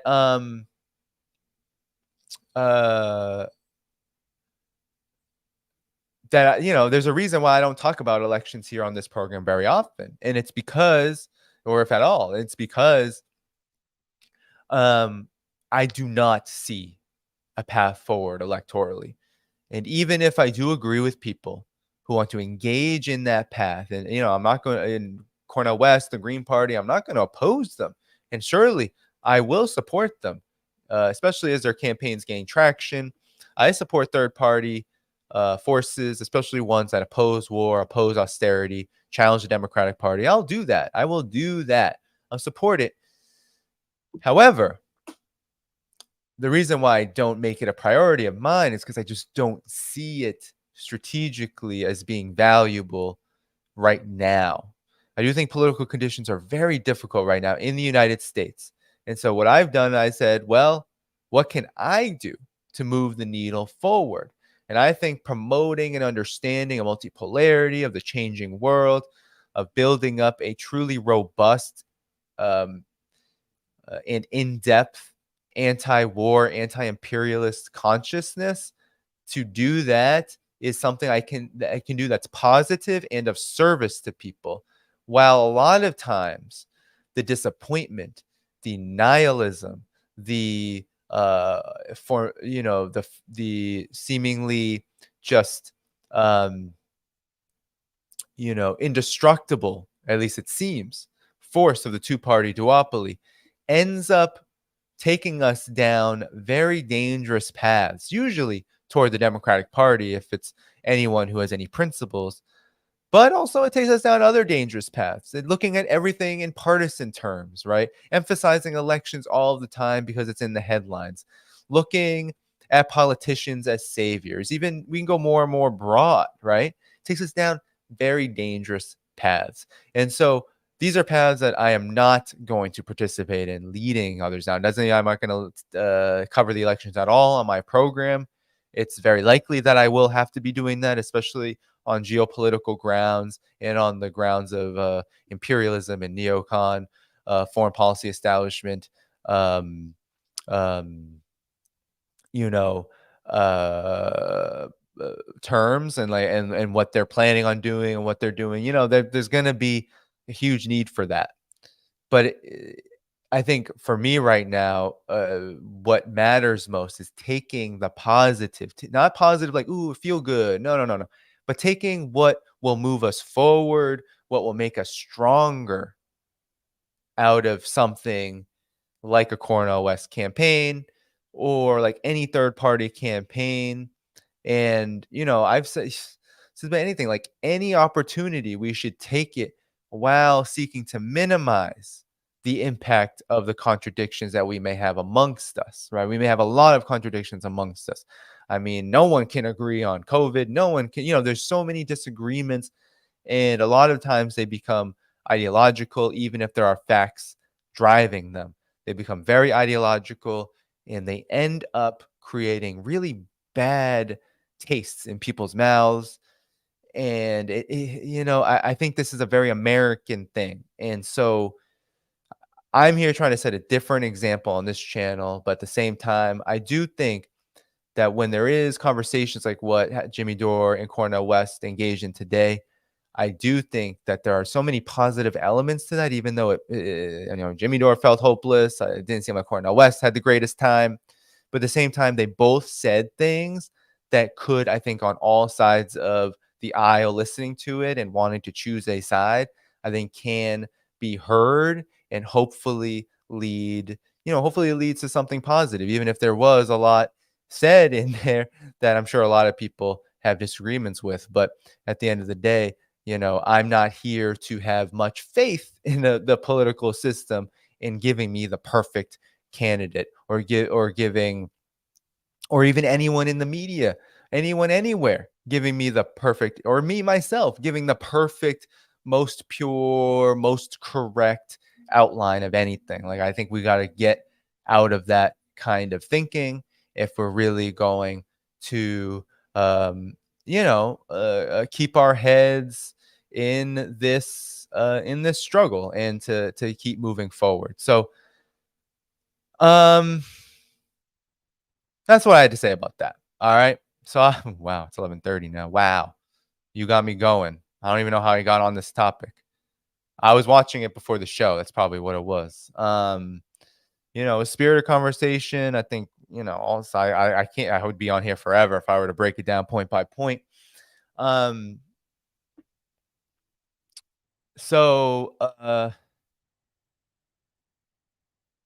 Yeah, so I got a super chat saying wish you talk to Caleb. Thanks, Hoopa. I appreciate your super chat. I have some anti-communists in the chat. Welcome. Thanks for coming in. Appreciate you watching me regardless. I think that's the beauty of this. Okay, like the beauty of what I do is, I'm not here to I am what I am. You may not agree with it. I'm also not imposing anything. I'm not here talking every single day about the utility of communism. I know what my role is right now, and I want to be of service. And I've spent too many years in activist circles trying to play the purity game or try to play ideologue or what have you. And, I entered my 30s and I was like, there's just a better way to do this. There are facts that I can speak about. There are particular issues that hit on everything. When I talk about China, when we talk about Russia, when we talk about the new Cold War, when we talk about neoconservative foreign policy establishment, when we talk about all these things, they relate to every single thing. So if we can approach people from issues that are everywhere, stuffed down our throats all the time, misinformed, taking us toward war, if we can talk about these issues in a way that helps us understand the roots of them, if we can do that, if we can explain them, and then people will understand what their interests are a whole lot better without having to feel like now, usually it will lead them to research. This is how I became who I am. Hearing people talk about certain issues in a certain way and then wanting to explore further. So people will go through that exploration on their own. I don't have to sit here and take out each book from my bookshelves behind me and say, hey, read my book on American exceptionalism right there. Hey, you should probably, but, read this book on China. Actually, you see where I point? That's like Chinese translation of my book. So, I want to just say that I'm very proud of that. But, I'm not going to sit here and say, hey, read Marx. I would like you all to read Marx and all these guys and maybe have a better understanding of socialism and actually existing socialism and how communism is not the evil thing in the world. But my role is to get people I take a little different approach than sitting here and talking about theory and practice. But I'm here to talk about these very specific geopolitical issues, get people on the journey to understand the world, understand these pressing problems that are existential. And if they pop off like the way that they're popping off, then we may not exist anymore. So get people to understand those, get people to get involved in those issues, to talk about them in their community, to get maybe organized around them. And then perhaps they'll explore further. They'll do things like I've done things. I'll travel, maybe you talk to people, learn about, read different kinds of media to understand the Chinese perspective. And you learn about the achievements that China has gained, that Cuba has gained, maybe that others have gained. Even Russia, right? You learn about what they've done. You learn about how they think about the world. And then you start to explore further and further. Well, where did they learn this stuff? What is the history? Okay, then that can end up leading people down a path that we can all unite around, which I find more useful at this current moment for this particular channel than and I'll gladly answer questions about socialism and communism. And I know a lot of people may not agree with it, but I'll gladly answer questions about it. But it's not going to be like the story of my streams, right? There's too much happening in the world that nobody's talking about. I do think that some people talk about what I talk about on my channel, but I tend to think I add a little bit more to it. Or maybe I take a different approach. If it's not more in quantity, then it's a different kind of quality. So not only did I swipe it, Joe, thanks for moderating, but it wasn't just swiped. No, they let me take it. They let me take it. I also have the badge. It's hanging up. So I was able to keep all the things, but I didn't swipe. I would have. But it's quite an open platform and people kind of like are there at the door. So no, I had to ask, but they let me. It's fine. The staff there, unlike the representatives of the Collective West, the delegates of the Collective West, they weren't hostile. They didn't really give a crap. All right, anyway, I should go. I just wanted to give my little 2 cents there. That's where I stand. That's where I stand on things. Desiree to say, must be a wonderful counselor. I think I'm a great therapist. I mean, I'm not going to say I'm like an expert yet because I've only been doing it for a little while. And there's just too much to learn. And there's a lot of garbage to like not learn, but like you're told to learn. So, and it's an inherently limiting thing to do with, of course, a lot of very good qualities to it as well. I think I'm speaking to the dialectics of basically anything we can do in this world, at least as it exists. But I like to think I'm good. So thank you so much for that. And for being a moderator and for being a supporter of my work. Thank you so much. Thanks for group therapy. Yeah, I mean, I think it's so funny. I've kind of come into that position. I never thought of myself as like Zen, but I think my personality has been less of like, oh, well, screw it all. Let's burn it all down. I mean, I look, I want to burn down imperialism. That's for sure. I want it gone. I want the rule of capital and the rule of warmongers gone. And I want any means necessary. You know, be creative. Be creative on how you'd like to see that happen. So I have no tolerance. I'm disgusted. There is a place of anger and in fury of like how I've come to be who I am. But in terms of my approach, especially with people who are coming, like, you know, a channel like this, it's not, you know, I'm not here to like buzz with trolls, like the buzz saw with trolls. And I don't come here and like invite on somebody who, you know, from the neocon establishment to like debate them, right? That's not my approach or my style. My style is people attracted to my work because of what I'm saying. It resonates with them. And even if it doesn't resonate, you're here hopefully to learn something about you know, a topic that perhaps not a lot of independent media is talking about. And so my approach is mainly like, you know, I'm not trying to like, I don't know, I guess I'm not trying to destroy you, even though my clip titles are very like destroy. Like, I'm not trying to destroy you in this process of learning. But you know, of course, if you come, you know, incorrect and you want to, you know, do all this BS, then surely, you know, you may feel some wrath. But I guess the approach of my work is more so facilitating a dialogue, a discussion, political education that is useful, right? That is useful for, again, this word positive. And I hate using it sometimes because of positive psychology and all this nonsense, but positive in the more objective sense of the word, like positive in terms of pushing forward rather than minus or subtracting.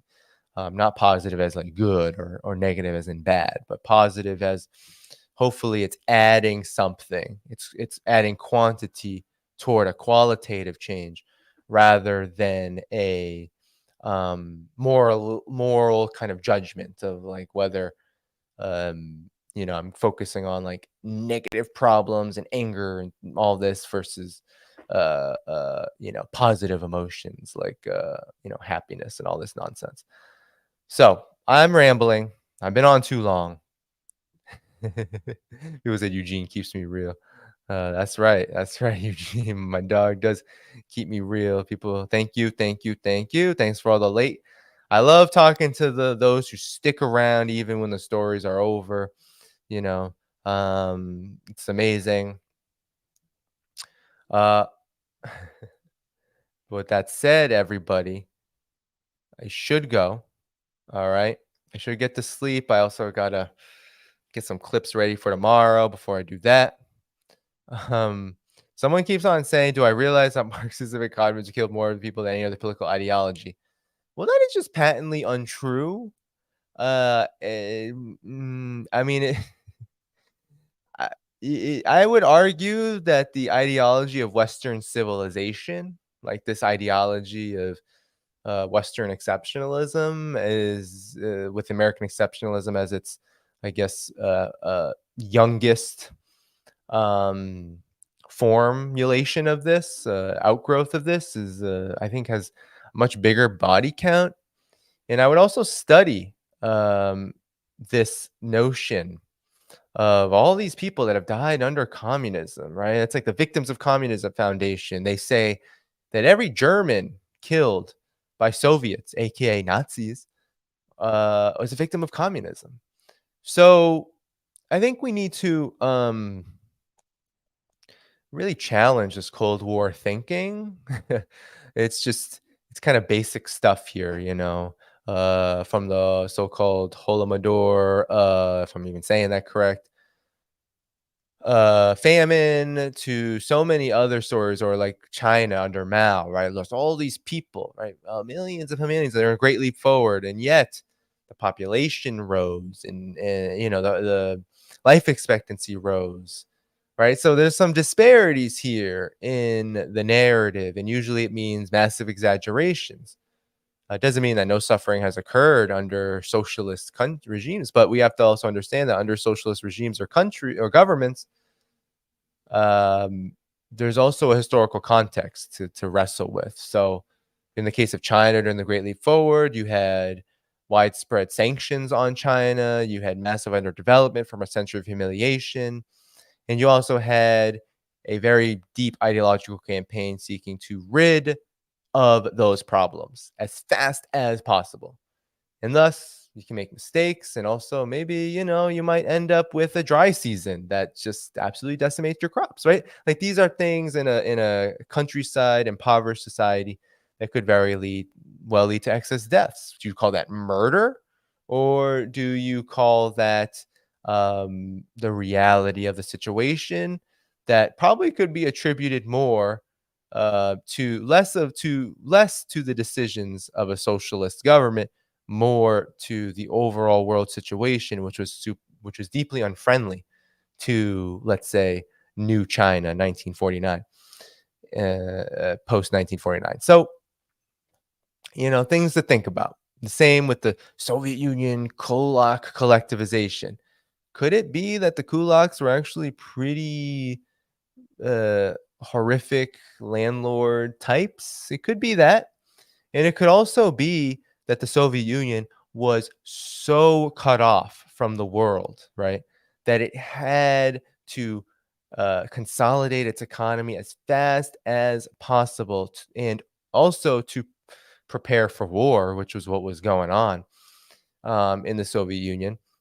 That a rapid change can lead to both huge progress, which was made under collectivization, and also some consequences, like perhaps some kulaks end up dying, and perhaps there are some people caught in the crossfire.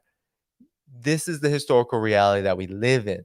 And I think taking away the judgment that comes from anti-communism and looking at the facts will help us understand, well, just who really is the big, if we look at, remember when Trump said about Putin to Fox News, he said, oh, well, you call Putin a killer, but we're not so innocent ourselves. I think it even goes further in that, you really do see which is the most murderous ideology when you start to kind of pierce through the facts about socialism and communism. So I'll just leave it at that.